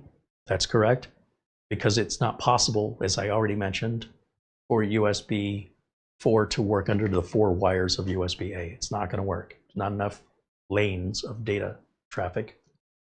Let me see. Let me just Google. I don't have to wonder how many wires in a USB 4 cable. 24 wires. See, even though if you look at a USB 4, USB-C type, a USB-C, a USB 4 Type-C cable, there's no such thing as USB 4 Type-A cable, because you'd be 20 wires too short. You can cut a cable open and look at it. There's 4 wires in a standard USB cable. On these cables, you're looking at 24 pins. And that's going to provide power delivery. That's going to provide data transfer. They're carrying a lot of stuff. The multiple data lanes required for DisplayPort, all that stuff. So you're looking at 24 wires, even though if the thickness of the cable is nearly identical to the thickness of a 4-wire USB Type-A cable. So that's why anything that's USB Type-A will work in Type-C, because it's limited by the form of the connector, but it doesn't work the other way around. Or if it did work, it would be painfully slow. I don't think it will work. So anyway, just it does get a little confusing, and you're not alone in that. The USB consortium, they could do a lot better job of simplifying things. All right, how are we doing over here? Is this ready? Oh, we're still downloading, I guess. Why is that taking so long? Let me take a quick look over here. Oh, remember before when it got stuck on the other computer and I unplugged my Ethernet cable? You'll watch the bottom right corner there. It turns into a globe. I plug it back in. It'll reestablish an IP, and it'll come back over to Windows Update and say, hello. That might wake it up.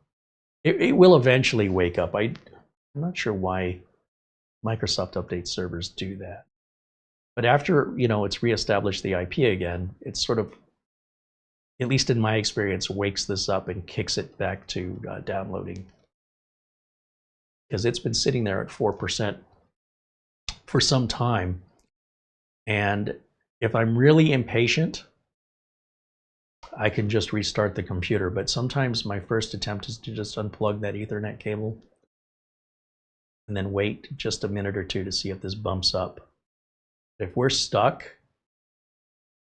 we're probably waiting in some kind of a queue at Microsoft. So let's just restart it, just because I'm impatient. I'm not saying you should. I'm saying you can. So we'll let that restart, and then maybe, if we want to check for updates again, or if we want to just start testing it, because I don't want to wait all day for updates during today's video.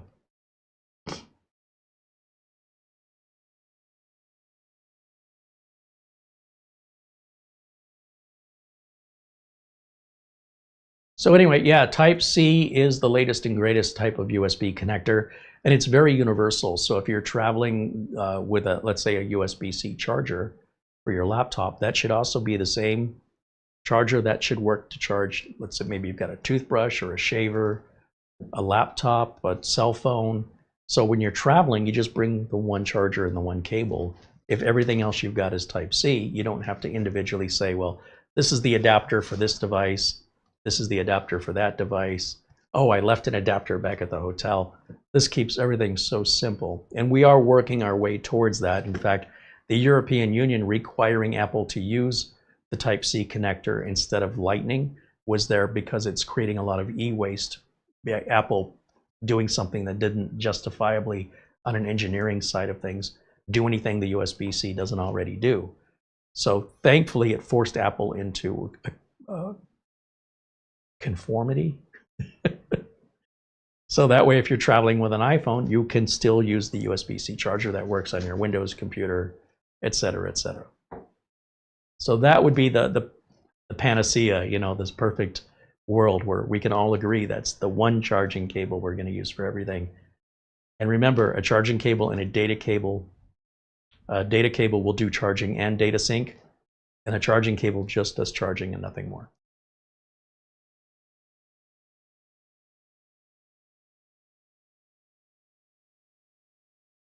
Bikeman said the Windows updates are always slow for some reason, even though I have 1 gig internet connection. You know, the freeway is always backed up, even though I have a really fast car. That's basically what you're saying. I am the only one trying to access Windows, Microsoft's update server.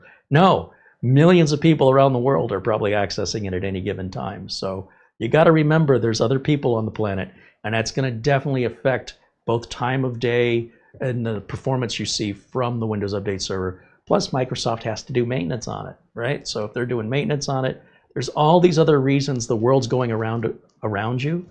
Just be aware of that. I can't tell you specifically why it's slow right now, but sometimes it's fast, just like the freeway. I can get on the freeway and no explanation, it's backed up with traffic. I have no idea why. And get on the freeway another time, same freeway, same car, and I can fly down that freeway. Why? I don't know. No idea. But if I was the only one in the world, I would always get on the freeway and it would always just be empty and I could drive whatever I wanted to. But unfortunately, there are other people with cars. So just keep that in mind. John wants to know, can I get a Type-C to a 4 Type-C? Can I get a 1 type? I don't know what you mean, John. You literally wrote, can I get a 1 Type-C to 4 Type-C? What does that even mean?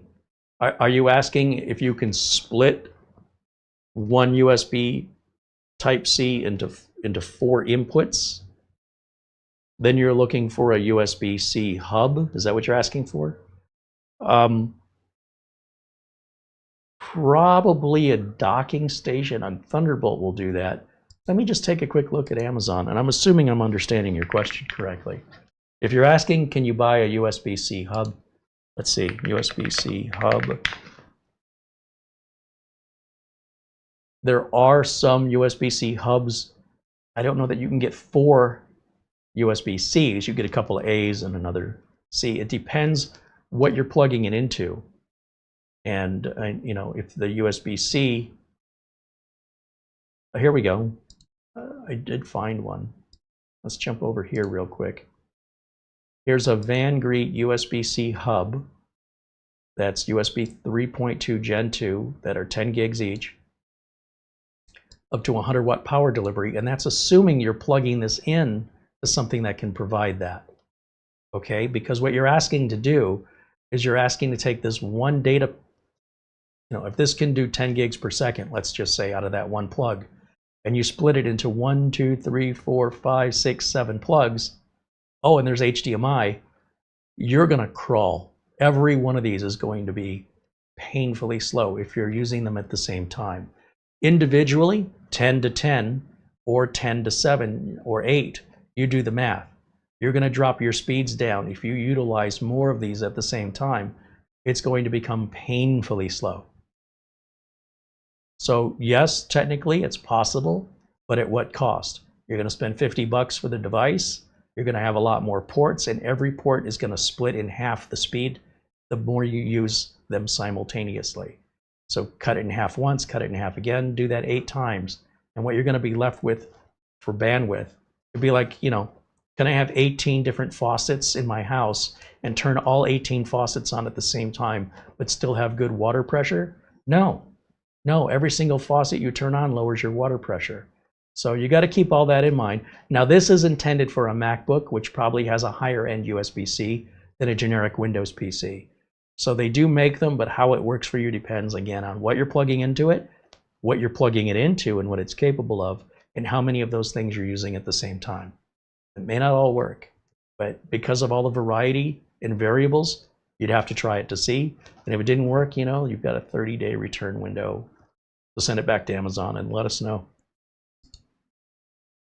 So I'm assuming I understood your question, but I may not have.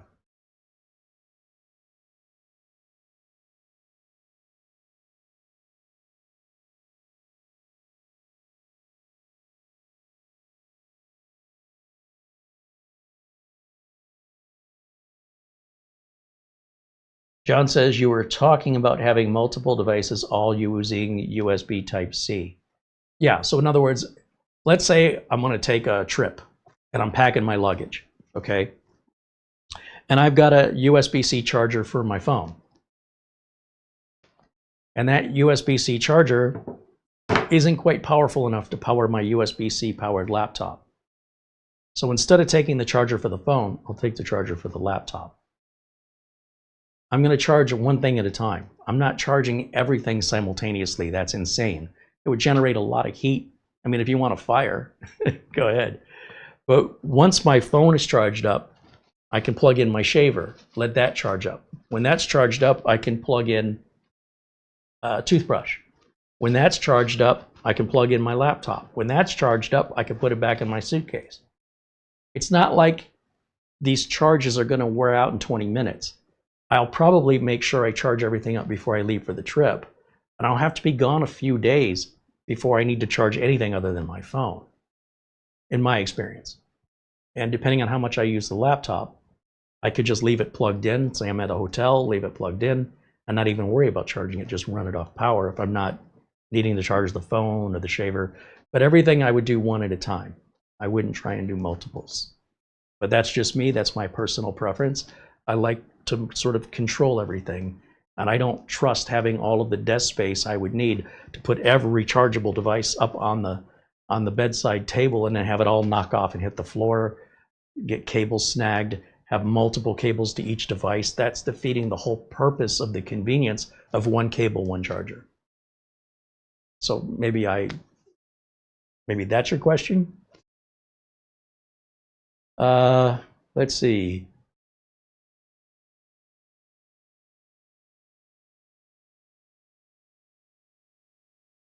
Does anybody have any questions about the AceMagic? Let me go back over here and let's take another look now that we've rebooted. Rather than go back to Windows Update again. Where did my video go? Hold on a second. Go full screen on that one more time. All right, let's try, first of all, let's run Crystal Disk Info here. And Crystal Disk Mark is what I mean.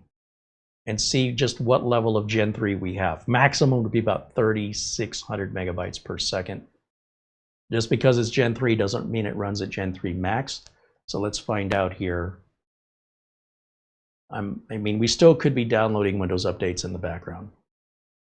So the good news is, it's a Gen 4 drive. So this Gen 4 drive should be capable of hitting, I would guess, about 5,000 megabytes per second. So given it's plugged into a Gen 3 slot, it makes sense. It should more or less saturate the bus. And that's about the maximum speed that that motherboard's going to deliver, even though the drive can go faster. In much the same way, my fast car on the freeway is slowing down because of the cars in front of me. I might have a V8 engine, but the guy in front of me has a 4-cylinder Honda Civic. We ain't going nowhere for a while.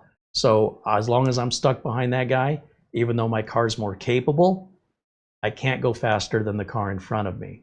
In much the same way, this NVMe drive is like my car. It's capable of doing 5,000, let's just say, but we can only hit 3484 maximum because that's what we're plugged into. That's what the fastest what we're plugged into can deliver to us. So our bottleneck is on the chipset of the motherboard. In this instance, it's not on the drive. That's good to know.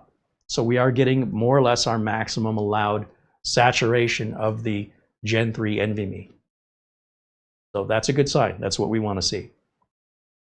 And we should see similar maximum speeds on the right, because again, we're not using the full potential of the drive when it's plugged into a Gen 3 slot. So I expect that to be pretty much near the same. Let's see. Because I'm not familiar with the manufacturer, I'm not certain, but that's what I would expect. Okay, it's getting ready. Here we go. Yeah, that's the way it should be. So that looks good. I'm going to let that run, and while it runs, I'm going to glance over here at the chat room again.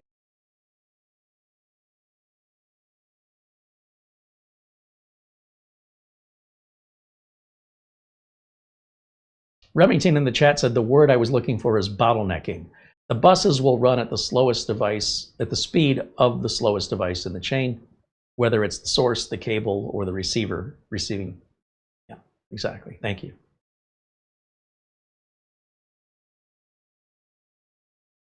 Charlie's asking about a recent Windows update enabling BitLocker by accident.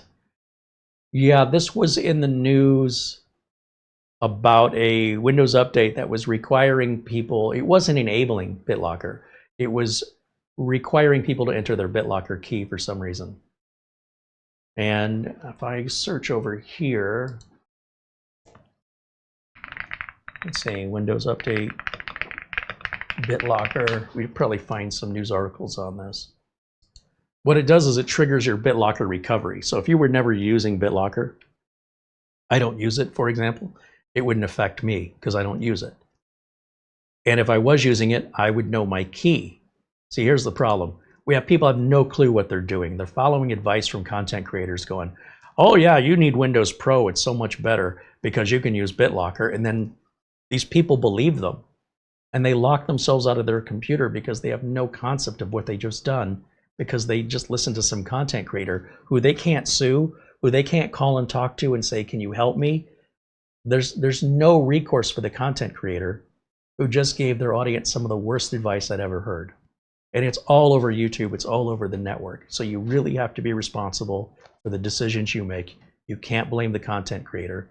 You have yourself to blame for you choosing to believe them with no recourse, no accountability. There's no liability on the content creator. You didn't pay them, they owe you nothing. So if they gave you free advice and that free advice caused you harm, shame on you. You made a bad decision for listening to that content creator. So what happens is people have got BitLocker turned on, and they manually turned it on because somebody told them to, when they had no idea what they were doing, what BitLocker is and what the potential consequences were. The number one way people lock themselves out of their computer today is they unwittingly turn on BitLocker because somebody advised them to, but nobody really gave them the importance of the key, or it went in one ear and out the other, and now they've locked out and there's nothing anybody can do to help you, ever. So, a recent Windows update is what we're talking about in the chat room, and what happened was it started the BitLocker recovery process, which means when the system boots up, it asks you for your key. Now, if you have a Microsoft account, you could log into your Microsoft account with your phone or another device to get your key. But if you don't have a Microsoft account and you didn't make a copy of your key, too bad. Your data's gone. That's why we make backups, especially if you're going to use BitLocker. And I would say we use backups, especially if you use a computer. It doesn't matter if it's Linux or Mac or Windows. If you're using a computer and you have any data you care about on it, between hackers and part component failures and power outages and lightning strikes, natural disasters, if you're not making copies of important data, then you clearly are telling the world you don't care what happens to the data if you lost it. I imagine you're the same kind of person that has one key for your car, right? You have one key to get into your house, and if you lose the key, you're never getting into your house from the front door ever again. If you lose the spare key, you don't have a spare key. You have one key to your car. You lose that key, you're never driving that car again. I mean, at that point, there are locksmiths you can call, but there's no locksmith for BitLocker. Does not exist. You are forever locked out. So the company, Microsoft, did release an emergency update back in May to address something very similar. So we've been through this before. The best advice I have given you is don't use BitLocker unless you have a backup. If you're not willing to do one, don't do the other one. So shouldn't be anything to worry about. It's news that should not affect any of you. Have any of you in the chat room been affected by this? The October Windows Update asking you for your recovery key? I'm just, an informal survey, because most people shouldn't be using BitLocker unless you are required to through government regulation or the company you work for. And the company you work for would be their problem, not your problem, if this were to happen. Nobody watching my video should be affected by this unless you have a backup, which you would know to do. So it's not an issue. It's like me saying, well, people who drink poison are getting sick. Why are you drinking poison? Well, some content creator said it was good for me.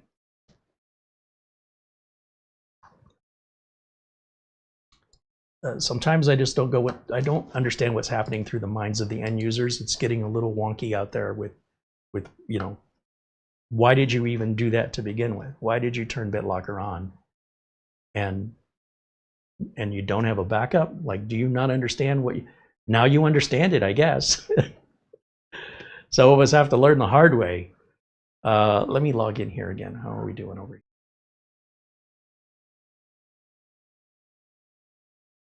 Okay, so we've got final numbers. And the numbers look good. Those are good Gen 3 numbers. So let's save this. Save the image. We'll say crystal disk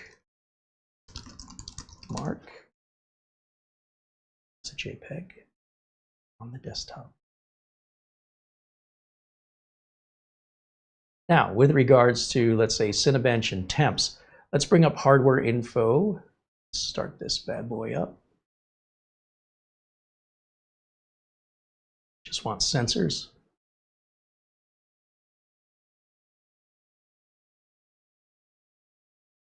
And we're going to go over here, find our temps. So even through our testing now, it's gotten pretty warm. However, let's see, core temperatures right here. If the CPU always stays down in the 50s and 60s, then it tells me you're barely using it. So we do want to see it get warm when we're really working the CPU. It's like if you start running around the block, I expect to see you start running out of breath and sweating. That's your body cooling itself down. Now let me grab Cinebench. What we don't want you to do is die from heat exhaustion or pass out. That would be overheating. So it's okay to get hot, let your cooling system run, and that should only happen when you're exerting a lot of effort. And especially over a period of time, it should build and build. At some point, you're going to need to stop and take a rest. With a computer, if the cooling system's good, it shouldn't need to stop and take a rest. But let's go ahead and see what happens here and also measure noise as well, because this will crank those fans up. This starts a 10-minute warm-up. Literally, it's warm up. This is just a CPU test, despite the fact you're seeing graphics. Those are graphics being developed by the CPU, not the graphic card. So we're measuring CPU performance only. And as we look down this list, we have our current temps in the 70 degrees Celsius range. We'd like to keep these down below, on a mini PC, down below 90 would be preferential. However, even if it peaks out higher than that, we can safely run this CPU at 100 degrees Celsius. You just don't want to do that over a long period of time, because what you're going to do is cause excessive and premature wear onto the silicon, which will degrade it and cause its early demise. Now, early demise may be, well, maybe it only lasts for 20 years versus 80 years or 70 years if it's kept within reasonable temps, which would be anywhere from 20 degrees Celsius up to, I'd say, 90. But if it's going to even run at 90 all the time, it sounds like you underbought a computer. Like It's like you bought a really low-powered, cheap car, and your foot is always to the floor, and your gas mileage is always terrible because you're putting too much stuff in the car, you're hauling too much, you bought the wrong car for the way that you're using it. But if you're like most people and you use the car for multiple purposes, primarily to take yourself places, or yourself and somebody else somewhere, you buy a car that has enough seats that gets you the kind of gas mileage and the amount of power you need if you're towing a boat, or maybe you work in construction or delivery and you need a big, heavy towing, not towing capacity, but weight capacity. And so there's a variety of choices made to meet the needs and budgets of everybody, and computers are no different. But so far, you know, I'm seeing a max here of 90, and it's okay if it just hits 90 momentarily and then comes back down again. I start getting a little nervous personally when it exceeds 90. But where I'm going to get really concerned is if we're seeing 90 as sort of like the average. If our average is 90, we're having problems. I am starting to hear the fan a little bit, but it's really, really quiet. But yeah, if I shut up for a second, I can hear the fan running. So I'm not talking over it. Like, I'm not raising my voice. My voice is at the same tone it always is, and I barely hear it. But I definitely can notice it now, where before it was perfectly silent, at least to my old ears. So we're going to let that run. So let me come back over here to camera 1. And again, I'm happy to address whatever questions you've got here.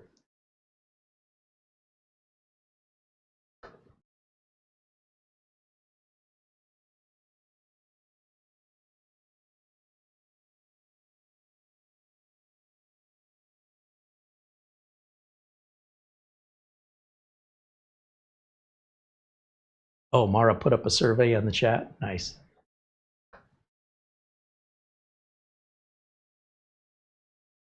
Zaphod said, I use BitLocker on some of my devices because my work requires it, but like you just said, it's kind of their problem. Exactly. If work requires it, work has an IT department to handle it. What I was coming down to tell you is I put a survey. I don't see the survey. No says 93%. That's all I see. Where's the rest of the survey? Oh, there it is. Have you been impacted by BitLocker recovery or used BitLocker? 7% said yes. Now, do we know how many people 7% is? Is it one person? I can go. I was waiting for the results a little bit later. Okay. I think it's probably just one person. And by the way, you can use BitLocker. Just have a backup. In fact, you should not use BitLocker, and you should still have a backup. And if you don't, it's not my problem. You'll just be one of those people that joins in and claims to be a victim because you made bad decisions. And maybe that, again, will be your learning lesson, and you won't do that in the future, but what's gone is gone, and you will never get it back. That's a lesson that'll probably stay with you. It's better to have a backup you never need than to need one you never made. I have insurance on my car. Haven't used it. I hope I never have to. But I'm not going to call the insurance company and say, take the insurance off. You know how Murphy's Law works, don't you? Brian Weber said it has 47 votes.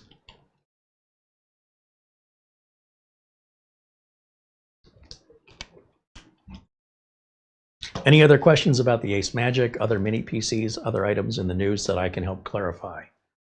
The news wants to scare you. That's their job. If the news is just good news or no news, you're probably not going to click on it. If you don't click on it, they don't get paid. So every day, the news media, even if it's a tech website, they have to find another compelling way for you to engage that click for them to get paid. Every day. And the only way it stops is if you stop. You're doing it. If you stop doing it, they'll have to come up with another tactic. But so long as the masses keep falling for it every single day, it's never going to end until we, as the people they're reporting to, get wise and realize this is all clickbait. When they tell you, like recently in the news, an autonomous car, like one of the Waymo vehicles, they run the autonomous Waymos here in Phoenix, was involved in a car accident. Headlines. You read the details, the Waymo did nothing wrong. A driver not paying attention, coming the other way, collided with the Waymo, and there was nobody in the Waymo at the time. Whether they were drunk or looking at their phone and their car veered, that's not the headline, because the headline that says driver runs into autonomous car, you're not going to get clicks compared to autonomous car involved in accident. They're saying the exact same thing, but they're wording it in a way that you're like, oh, I knew those autonomous cars were going to be there. The autonomous car did nothing wrong, and it would have been no different if you were behind the wheel. You would have been a victim as much as anybody else, whether that was autonomous or not, because the other driver was out to hit it, basically. I'll try to say. So this is how the media works now. If you're watching the news, if you're looking at tech websites, it's clickbait after clickbait after clickbait. It's clever phrasing of words, so they're not exactly lying, but they're also not really giving you an honest, like, what are the odds this affects the average person kind of a...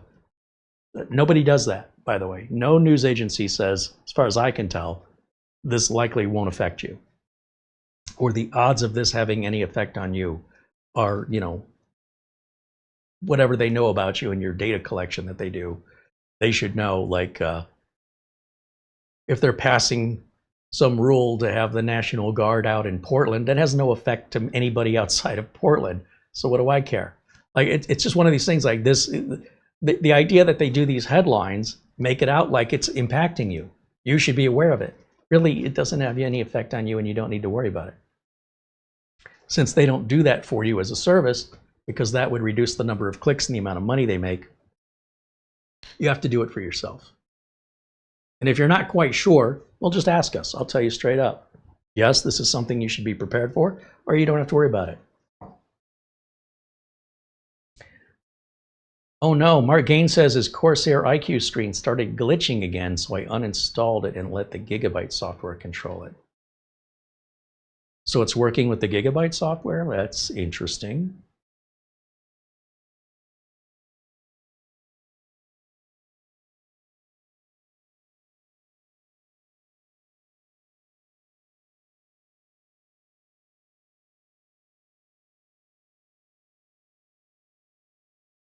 Barry Klein said he ordered a hard copy of Mara's recent cookbook. He's expecting it Wednesday.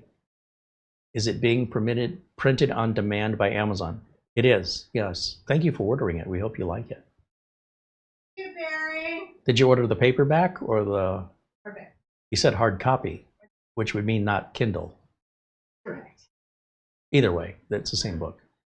And they're both print on demand. So the answer is still yes. It's like, can you guess what I'm holding in my hand? There was a comedian, and he would... How did that joke work? The Amazing Jonathan. That was the comedian. And he would have an assistant, and he would blindfold her and say that she could read any mind. And I'll demonstrate. He would blindfold her, and he would say, can you guess what I'm holding in my hand? And he's got a baseball bat. Or no, he's got an ashtray. And she goes, is it a bat? And he goes, well, do you mean the animal, or do you mean like a baseball bat? And she goes, either one. He says, no. Like, it was important to figure out which one did she intend. Regardless, it was neither, but he still wanted to define it, which I thought was hilarious because it didn't change the answer. Let me get back over here to this guy and see how we're doing on our Cinebench. Oh, we finished. Let me go full screen over here. And the maximum temp throughout that test, 92. So just temporarily hit 92 on core 3. Okay. And right now it's idling down in the 50s and, you know, high 50s, low 60s. That's really good. So let's go to the single core test, which once again, we'll do a 10-minute warm-up. And we're off to the races. All right, while we wait for this test, this will be our final test. I think we'll wrap it up for today. unless there's other questions that I can answer, or, you know, I'm happy to stick around as long as you guys want to engage with me. If I've run out of things to talk about, if my agenda has been fulfilled today, I've done what I've set out to do, and you have no further questions or follow-ups, then I guess we're done. It's a great thing about being able to go live and unscripted is we have this freedom that most shows don't have, that we can accommodate the needs of our viewers, right? So if our viewers are more interactive some days than other days, we're okay with it. We can accommodate. Also, a new version of the Nano KVM app has been released. They're now at version 1.2.0, which supposedly gives me the option to go to the 12-hour clock. I know it's not a big deal, but I am very impressed with how quickly these updates are coming out. But again, just like with the optimizer we've come out with, if you want to wait for this thing to be like ready for regular public consumption, I'd give it about 6 months, at least on the Nano KVM Pro. Because at this pace of development, within about 6 months, say by spring, should be a pretty decent thing to buy and utilize. Right now, there's still a lot of things that are a little wonky, and they're continuing to polish it. So if you like that process, if you like getting all these updates every time, once a week we're getting updates, and experimentation and being a part of the development, you can buy it right now. But if you don't have the patience or tolerance for that, like any other product that's brand new, don't be first to buy it unless you're prepared for that. Also, Micro Center here in Phoenix officially opened today. I have no desire to go to Micro Center. I remember CompUSA. Why is everybody excited about CompUSA under a different name? I know they're two different companies, but if you just walked me in there, blindfolded me, and took the blindfold off and looked around, yeah, the colors are blue instead of red, it's CompUSA. Okay, it's a long drive to get over there. People were lined up to get in there. You know, if I'm not there, start without me. I just go on Amazon, I go click, click, click, it shows up at my door, I get a great price. I must be getting old, I don't know. I don't find any joy in staying in a long line of people all excited because a store that's there to take my money is opened. They can come to me if they want my money, but that's just me, I suppose. In fact, I would love it if anybody can tell me how that I can have people wait in a line to give me their money. Maybe to buy some of these computers and equipment that I have, or a line up to wait for a computer repair or upgrade that I do for them, and just make them line up and wait for hours.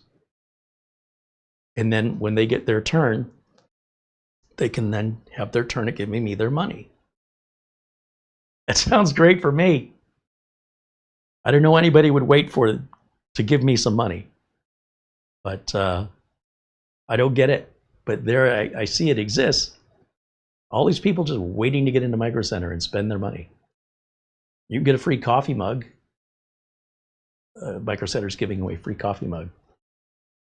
Great, because that's what I don't have enough of. Let me go to the computer store and get a coffee mug, and then maybe afterwards I'll go to Bed Bath & Beyond and get a GPU.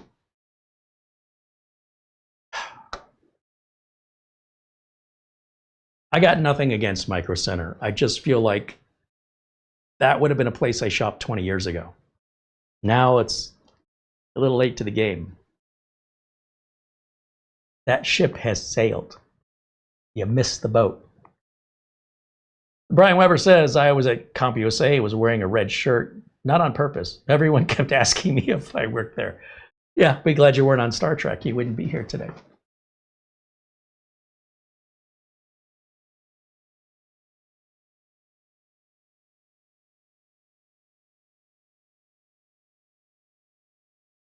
The Rick Ash solo band wants to know, does it matter whether Apple or PC can operate the same when you plug in a USB bay patch?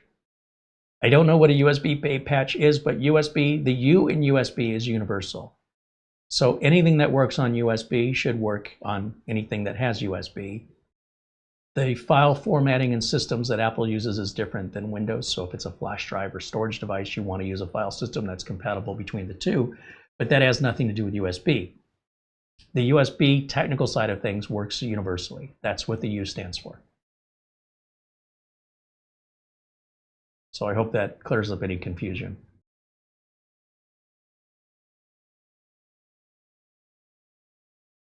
Frank Jimmy said back in the late 90s, there were these computer shows, basically a computer parts flea market. Oh, I see what you're saying. Not shows, but yeah, that's not a show like TV or Broadway play. That's what you mean, like a trade show. You would pay to get in, and there would be all these vendors to buy parts for a computer build. I remember those days, yeah. But then, you know, not that many people had computers. So it was a pretty niche business to be in. Dennis says, thanks for the first look at the 13900 Mini from AceMagic. Well, thanks for joining us, Dennis.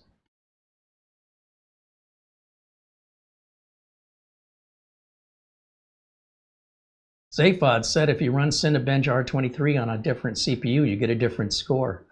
You think? It's also probably a difference in the cost of the money too. But, you know, I would hope if you ran it on a different CPU, you got a different score. I would assume, regardless of who makes it and what model, if it's not the same, it shouldn't run the same or cost the same.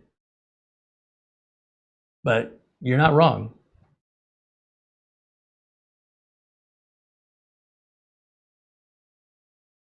Andy says he got his Nano KVM Pro working properly, finally, and he's one of the very few that he's got it running on Wi-Fi. I guess they still had some other like Wi-Fi character issues on the password where ASCII characters weren't working, and they fixed that in the 1.20 update. So yes, the Nano KVM, the basic functionality is more or less there, but there's still a lot of features that aren't working correctly. So I would say give it 6 months if you want a fully featured product that works out of the box. We're going to see a lot more updates. I'm just telling you. But if you got it to the point where you want it and you're happy with it, then those updates will be optional for you. But for me, I'm always going to get the latest updates and see the latest features, because sometimes they introduce a feature that I didn't even know I wanted. So we'll see how that goes. They've got a driver out for the Nano KVM Pro that enables you to use the screen as a second monitor. Why? Why? If I jump over here, this is insane, because, you know, can it just work as a remote device properly before you go adding all the silliness? Let me go over here and type in Nano KVM Pro Wiki. We'll go over to their wiki page, which should talk about the latest updates, right, with 1.20. So let's go over here. Because I was reading this and I'm just shaking my head going, what? Why? Let's see, product feedback. Where's the documentation? Desk quick start. All right, so this is what we're talking about, the Nano KVM Pro.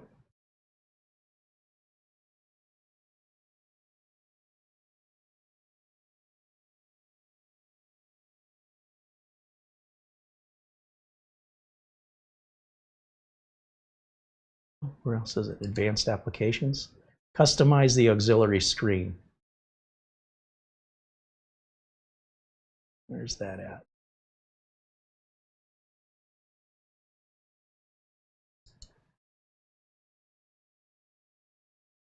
Yeah, HDMI secondary screen.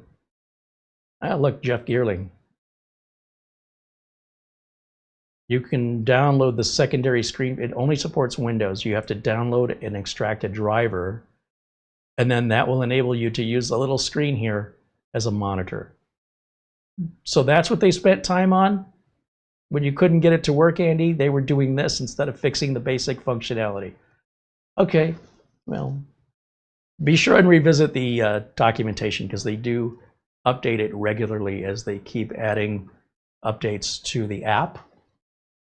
And that's where you're going to find, you're just going to have to like remember what's new. They don't really highlight what's new here. So I happened to catch that and I was like, okay, that wasn't there before. So if you want to watch your YouTube videos on a 1.5-inch screen, is it 1.5-inch, 2-inch screen? That's what everybody wants. A smashed burger, not a thick burger. Make it as thin as possible so it's as much like beef jerky. You can go ahead and smash the chicken too while you're at it, because that's what people want today, the opposite of what the adults want. And instead of a big screen TV, give me the tiniest screen possible on a non-portable device, so I'm forced to sit there and strain my eyeballs. I don't know. I am losing touch with this generation that is doing some things I just think to be rebellious. I don't know. Maybe I would have done the same thing, but I'd like to think it would all make sense and there'd be a purpose. Okay, just an old man ranting now. Same as any other day. It looks like we are running the benchmark. The timer is at 0, so that means this is the benchmark running now. And again, we can look at our temps. I don't see anything in red, so we're good to go.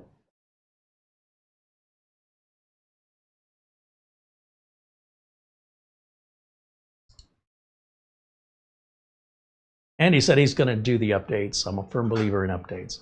Again, it's not just for security, but also probably some new features like, you know, now you can watch YouTube videos on the screen, because that's important.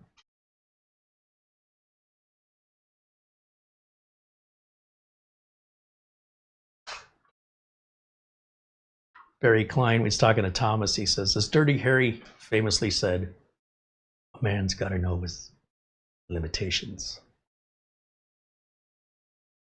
He says, let's just say I'm much more proficient with silicon technology than I am with organic technology. I definitely don't have any green thumbs. Yeah, you don't want me watching your plants when you're on vacation. Trust me. It's not on purpose. I just don't have that skill. Andy says he wants a Nemo fishy coffee mug. Let Nemo know. Thomas McT said we have 67 votes on the poll, down to 88% of people who were not affected by, or don't use rather, BitLocker. So 12% of 67 is what? Let me ask Google. Who needs to know math anymore? Is that about 6 people? Oh, I gotta use this keyboard. What is 12%? 6, 7. 8 people. Hey, the old math in my head wasn't too far off, you know, for the human calculator that I am.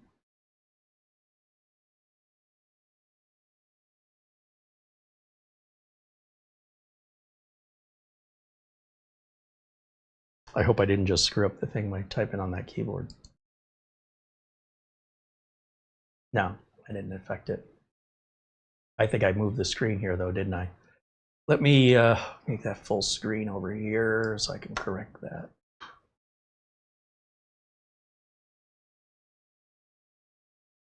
There we go.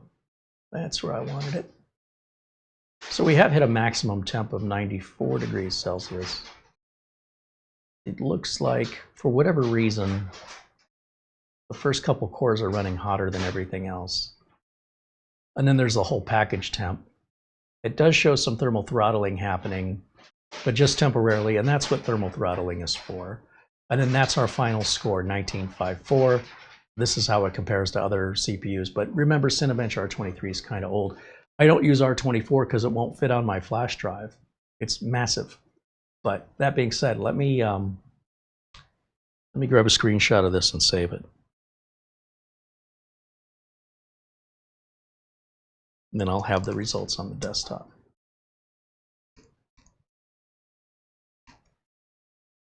What have I done? Let's go back to this. Close this again. Let's save.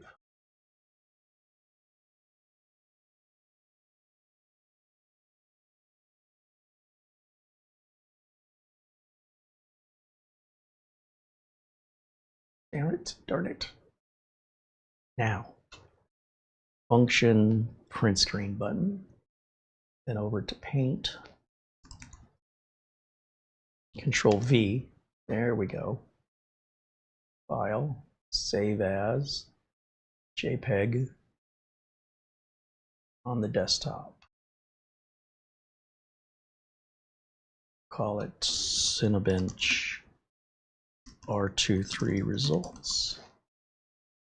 Save. Now we can close, close, close. And there's our results right here.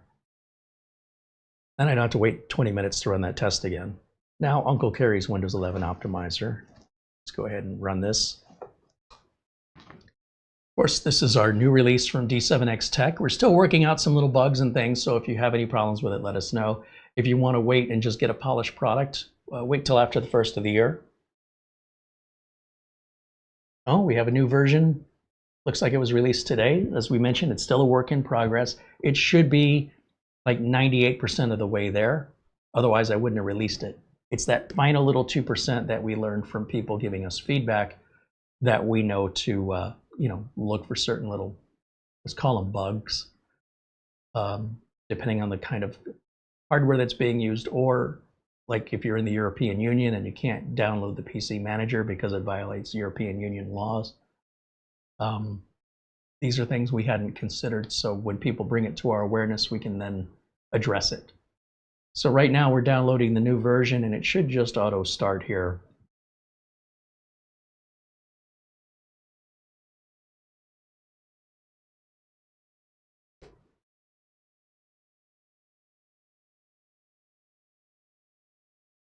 And while I'm waiting for that, let me jump back over to the chat room.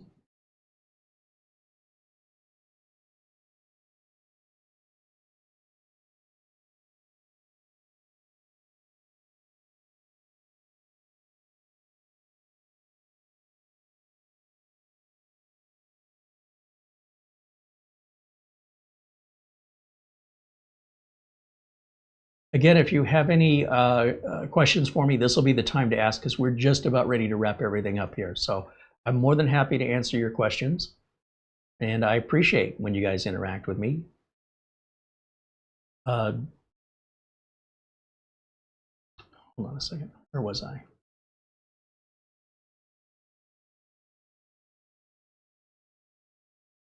In theory,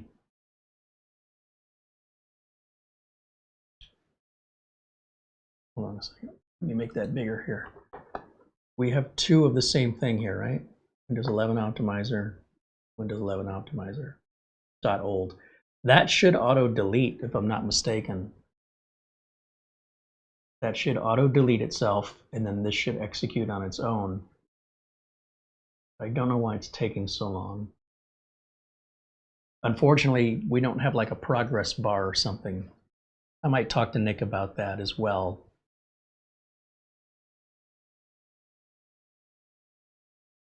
What happens if I try and run this right now? Will it work? Should I be patient and wait?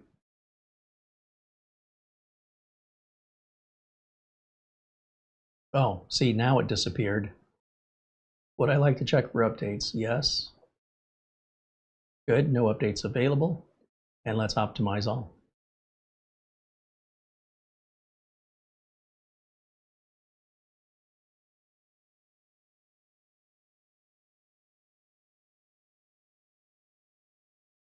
This fixes my network browsing issue, turns off indexing. It sets a lot of things that I normally have to do by hand, just automatically, and it will require a restart, just like the Windows 10 optimizer did.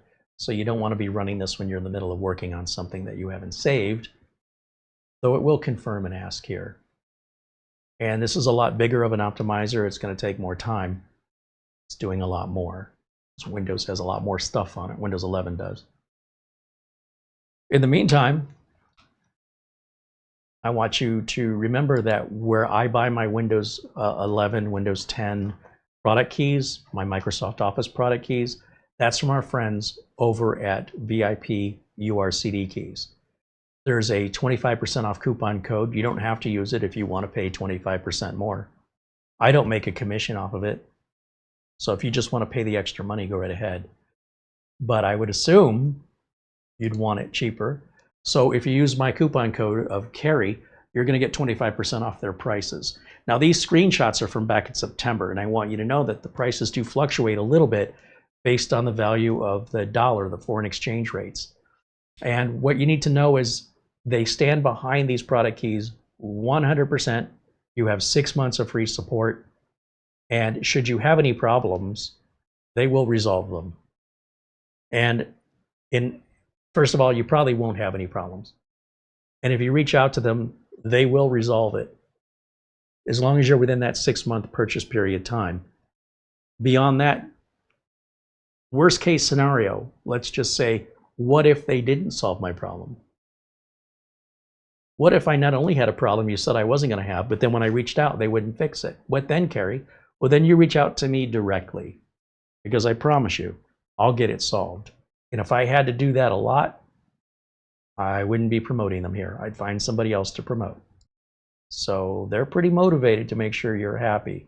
Because if you're not happy, I'm not happy. Especially when it involves, and certainly when it involves an exchange of money. So if somebody's watching my videos and they give nothing and all they do is take, and then they want to say they're not happy, I can't help you. But if you've engaged in any kind of a transaction with me that involves money, like any other customer, I want to make sure you're a happy customer, because it's the right thing to do. I want you to refer me. I want you to come back again. So does VIP-URCDKEYs. Anything that I am working with that I endorse, 100% has to fit through this filter. They all have to have a very similar value system as me. Now, when I review these products, if you have any issues with these products, you need to let me know. We don't have any sort of endorsement going on with AceMagic, other than they sent me a computer to review. I like it. I wish it was easier to get into. I wish that it was Gen 4 NVMe, but most people aren't going to tell the difference anyway.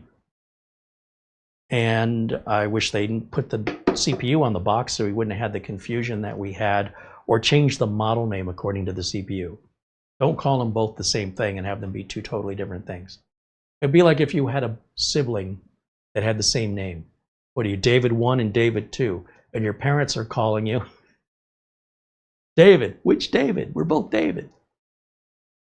Who did that happen to? That happened to, there's an actor.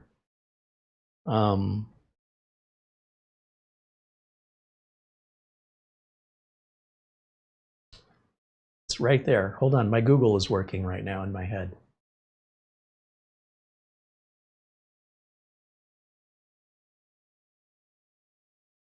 I see his face.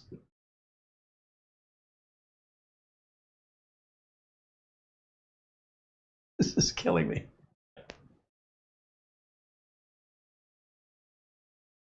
Denzel Washington. See, I got there. My Google was a little slow. That's not his pronunciation. It's not Denzel. His father is named Denzel. And so he's named after his father, Denzel.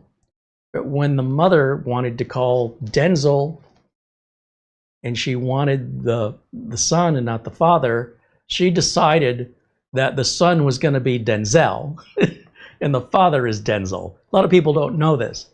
And I'm fascinated by that. So we all know him as Denzel, which is, you know, I suppose technically it is his name. It's just, it wasn't the way it was supposed to be. The idea was he was named after his father. It was the same spelling, but it's Denzel. This is what happens if you don't rename your products. We have a Matrix M1 and a Matrix M1 that are completely different on the processor. They're not even close. And they're about $100 apart in price. So for me, we have Denzel and Denzel. Should we find another way to pronounce the M1 over here versus the other M1 is Muam? I don't know. It just seems more confusing. But the recommendations I have for improvement on this are very minor. I don't like the rubber feet covering the screws. I don't like how far apart you have to take it to get to it. I wish it was Gen 4, even though it probably doesn't make that much of a difference. But those are very minor things. I do try to look at the good and the bad anytime I review anything. I feel like if all I'm doing is telling you about the bad and I can't find anything good about it, I'm biased. If I do the opposite and tell you everything good and I can't find any suggestions for improvement, I'm biased. I'm not here to make a commercial or an anti-commercial, trying to provide as much full, complete information as possible, because I don't know where your values are. I don't know what your preferences are. But if I provide all the information, then you can make an informed decision. That's all I'm trying to do here. Whether you buy it, you don't buy it, as long as you're happy with your decision, that's my goal.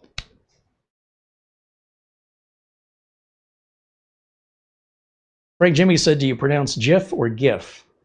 Data or data? Here's the difference though, and Frank, and this is the part I don't understand. The creator of the GIF picture format has very boldly stated, my creation that I named is pronounced GIF. Who are you to tell the creator he's mispronouncing the name he gave it? Who are you to say, oh no, that's GIF? Can you imagine doing that to somebody? You're like, this is my dog, his name is Fido. How do you spell it? F-I-D-O. Oh no, you're mispronouncing your dog's name, it's Fido. No, I'm not. How disrespectful is it? So whenever I hear that argument, is it GIF or is it GIF? This is very easy. You ask the father, the inventor, what he named it and how he pronounces it. That's the only right answer, period.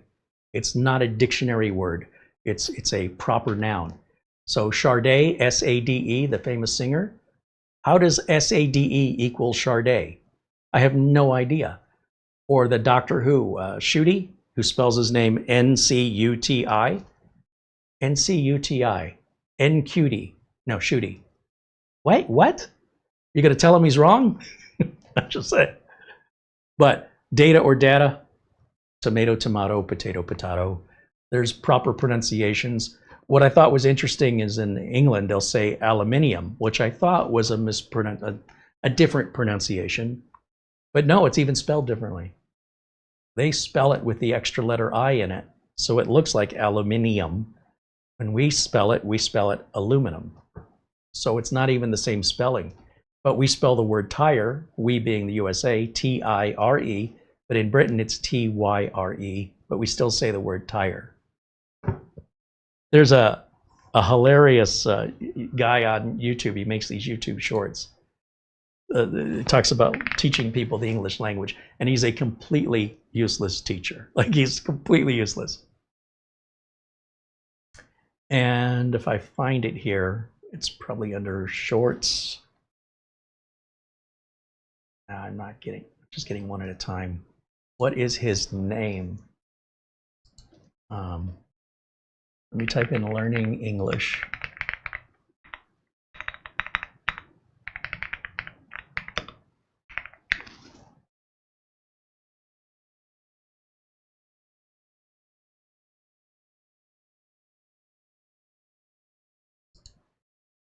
This is going to bother me because I can watch this guy's videos all day. Here he is. It's Bobby Finn. And why it's so funny to me is he acts like he's helping people when he's not helping them at all. And he seems oblivious. But here he's teaching somebody. These are all shorts. This is only a minute long. And he'll write on the board, you know, this word is heat. Okay, so this word is heed? No, it's head. See, there's a D instead of a T? That's why. Wait, what? And he'll say, like, why would you, how do you, like, he doesn't finish his sentence. Like, he's confused. Why would you think? So he'll say, okay, let's try another word. And then he'll write up, you know, let's try a different word. How about, you see the EAD? That's why. So this word, if that's head, then if we make that a B, then that would be bed? No. Why would you think? No, don't you see? It's a B now. So it's bead with a B. That's why. That clears it all up. Anyway, I highly recommend It's Bobby Finn. The dude is hilarious. And it's the same joke over and over with all these different words, which is, I don't know, just doesn't get old for me. I really enjoy it. Maybe you'll like it too.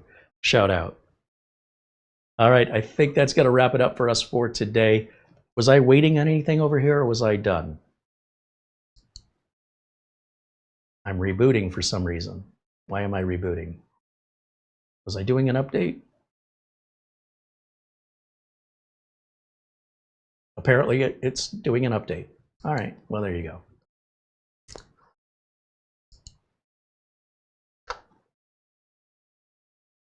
Frankenstein or Frankenstein? It's Igor. Yeah, exactly.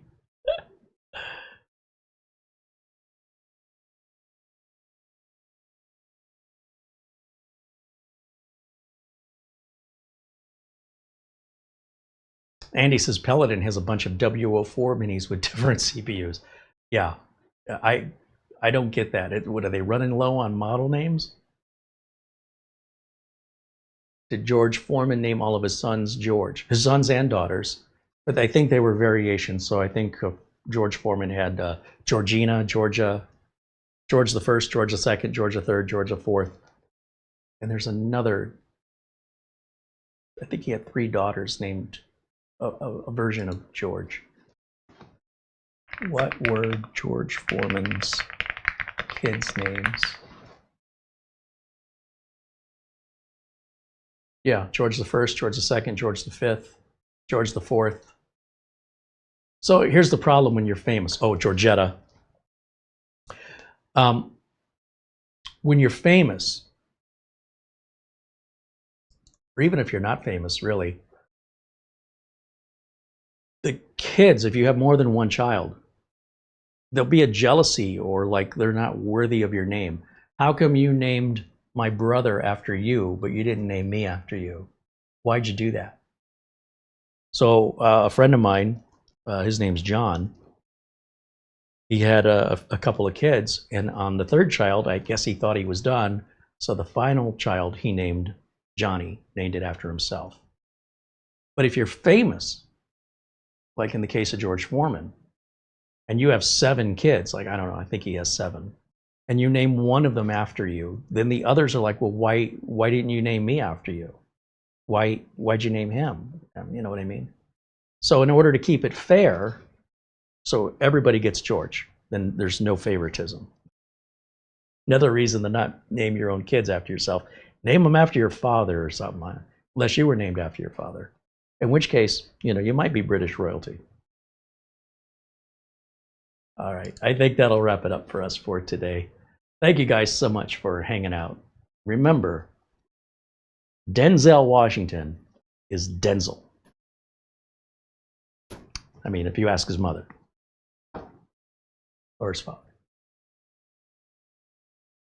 Why is this not common knowledge? I don't know. I'm fascinated by it. Never occurred to me there was another way to pronounce the exact same spelling.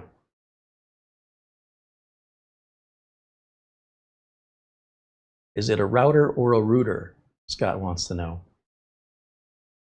I used to tease somebody I worked with, a pretty smart, smarter than me engineer at a big corporation. And he'd say things, he didn't have any accent so far as I could tell, like he wasn't from another part of the country, but he must have been. Because in the USA, how we pronounce words depends on what region of the United States you're from, like anywhere else big, right? It's like a UK accent varies depending on where in the UK, or Scottish or Irish or Welsh. So he says, have you checked the root? We were talking and he says, have you checked the root? The root, what is a, like I was baffled, what do you mean root? R-O-U-T, a root? And he's asking about the C drive. He's asking about the root of the C drive. I said, did you mean root? I go, let me ask you a question. Are those boots or are those butts? I just want to know. Are you wearing a pair of butts? I used to tease this guy endlessly.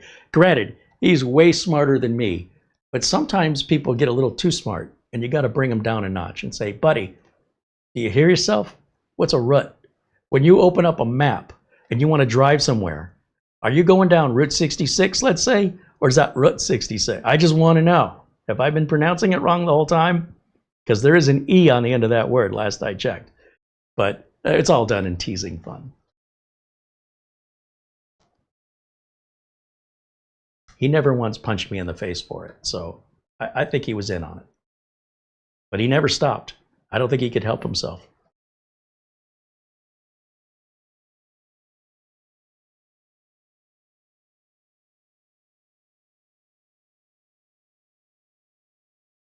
Ben Laird said he just had a Dymo handheld label maker that died. I thought I didn't have it very long. Turns out I looked on my Amazon history. I bought it 6 years ago. I've been using the same Dymo label printer for about 15 years, and I very rarely use it though. So whenever I'm putting the date like on the side of a computer, and I was always traveling to customer locations, so I had a nice little, I guess this is P-Touch, but P-Touch I think is Dymo, isn't it? It's a little dusty, but it's used maybe once or twice a month. This is made by Brother, not by Dymo. This is my Brother label maker. These are my spare cartridges. And I must have had this for, we got to be 20 years now. I think I bought it at Fry's Electronics when they were in business. Still works fine. No need to replace it. We were at Goodwill, Mara and I. She likes to find clothes at Goodwill. And I'm looking down the electronics and all the good stuff is gone. But there were a couple of Dymo label makers for like $5. And it's like, oh, it's only $5. Oh, there's nothing wrong with the one I have. But it's only $5. Yeah, well, you don't need it. We don't have room for it. Don't buy it, Carey. I had a whole argument with myself. It's only $5. Granted, I'm going to have to buy the label stuff. That's probably $10 or $15. So I held them in my hands. There were two of them. It's like, do I want this one or man? You know, together I think they were $10 for the pair, power adapters included and everything. What do I need this for? Put it back. Peter renews his membership. They're joining us from the Netherlands. He is now a member for 29 months. Thank you to Peter. I think he's in Amsterdam. Frank Jimmy says, remember those plastic label Dymo label makers where you pushed them down and they would bend the plastic and turn it white for the shape of the letter? And they were hard plastic and you'd peel back the film and stick it on there. Oh yeah, those are the original Dymos.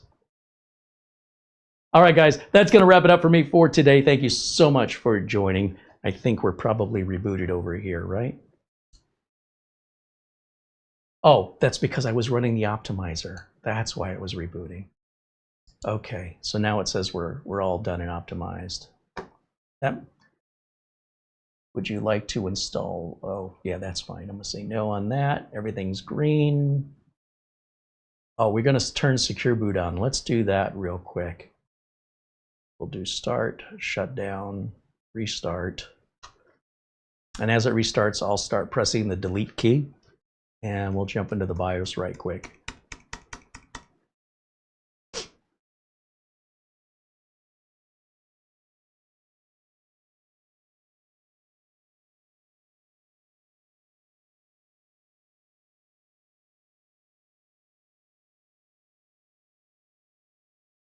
Waiting for the word restarting to go away. There we go. Now I can start pressing delete.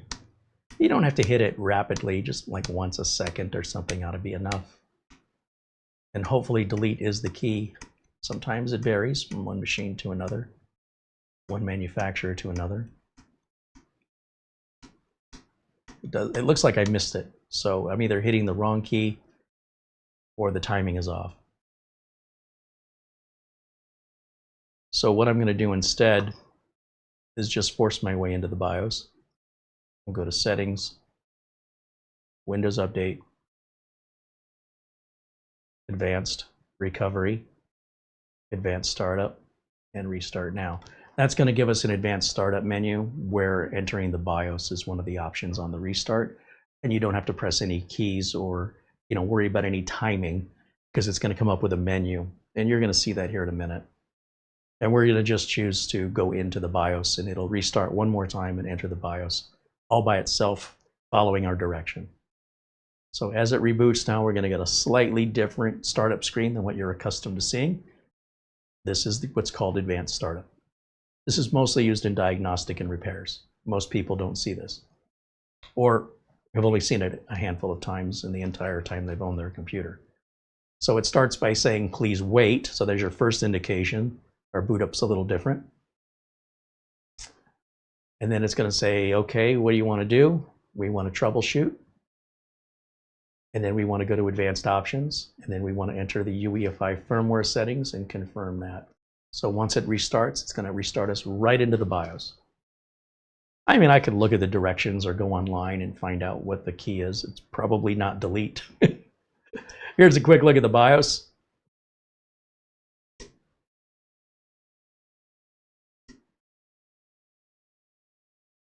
We'll go to Secure Boot. Change it to Custom.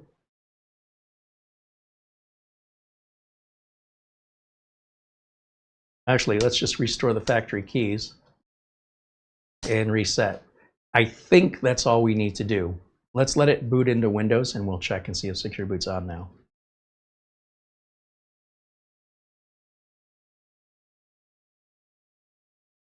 And you're getting in real time, you know, how long it takes to post, how long it takes for the little toilet bowl to spin before you get the toilet, the Windows desktop.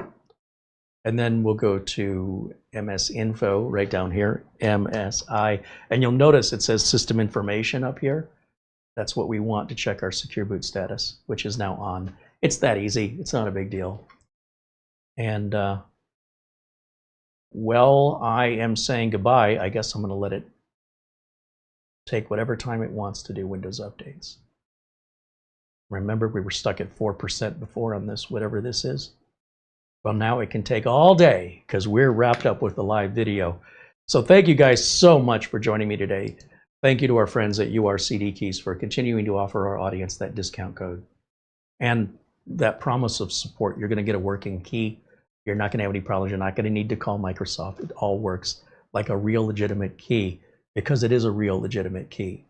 Thank you to Mara, our channel administrator, for the amazing thumbnails she did on today's show and all the video notes, the links that she's posted. And thank you to all of you for joining us. Oh, and I want to give another shout out and a thank you to those Amazon gift cards that came in. This is why you always put things back where they belong. It's like, where's my phone? So thank you to Brian Weber, Mark Gaines, and our friend Buster, Peter Lycock. Thank you to Peter for renewing the membership. Thank you for all of the memberships. Everybody in green there is the reason why this channel exists today. The idea of being able to make content and just have advertising pay for it, those were the golden days of 4 years ago. Doesn't work that way anymore. Even television is suffering. Streaming services are suffering. We got to figure another business model out. But until that happens, we're relying on our members and our viewers to support us here so we can maintain our independence and be able to tell you exactly how I feel about something without any worry of consequence from manufacturers. If AceMagic didn't like this review, the worst they could do is just not send us anything else. It's not my goal. I want the reviews to be helpful, but sometimes PR companies, they're not interested in hearing anything other than promotion. I'm not here to make commercials. I'm here to be honest. At least what is my truth. It may not be your truth and you don't have to agree with it, and that's okay too. These are my opinions as a working computer technician with 34 years of experience still in the industry today. Here's what I'm looking for. Here's why I'm looking for it. Price, availability, ease of use, good support from the company. We know that if we need anything for this, AceMagic has a website. I laugh because there are companies selling on Amazon that we've never heard of and they have no existence online. So what do you do when you need help? What do you do if you need drivers? What do you do if you need support? Usually by the time people figure that out, they're long past the return period. So before you buy any computer, especially if it's a name you don't recognize, check and see if they have a website. So I would be curious, like right now, if I jump over to AceMagic, let's go back to my window share. And let's say we were having problems with this. What would I do? I would go to acemagic.com, and then I would go to support. Let's click on support. Oh, drivers and downloads was right over here. And we're looking for the M1, which isn't released yet, by the way, so I don't know if the drivers are up yet. Oh, right here, M1 downloads. So what we've got is it takes us to Google Drive, and apparently it's not just drivers. Well, it says it's just drivers. Okay, well, how big is this? Hold on, it should be, oh, it's only 1 gig.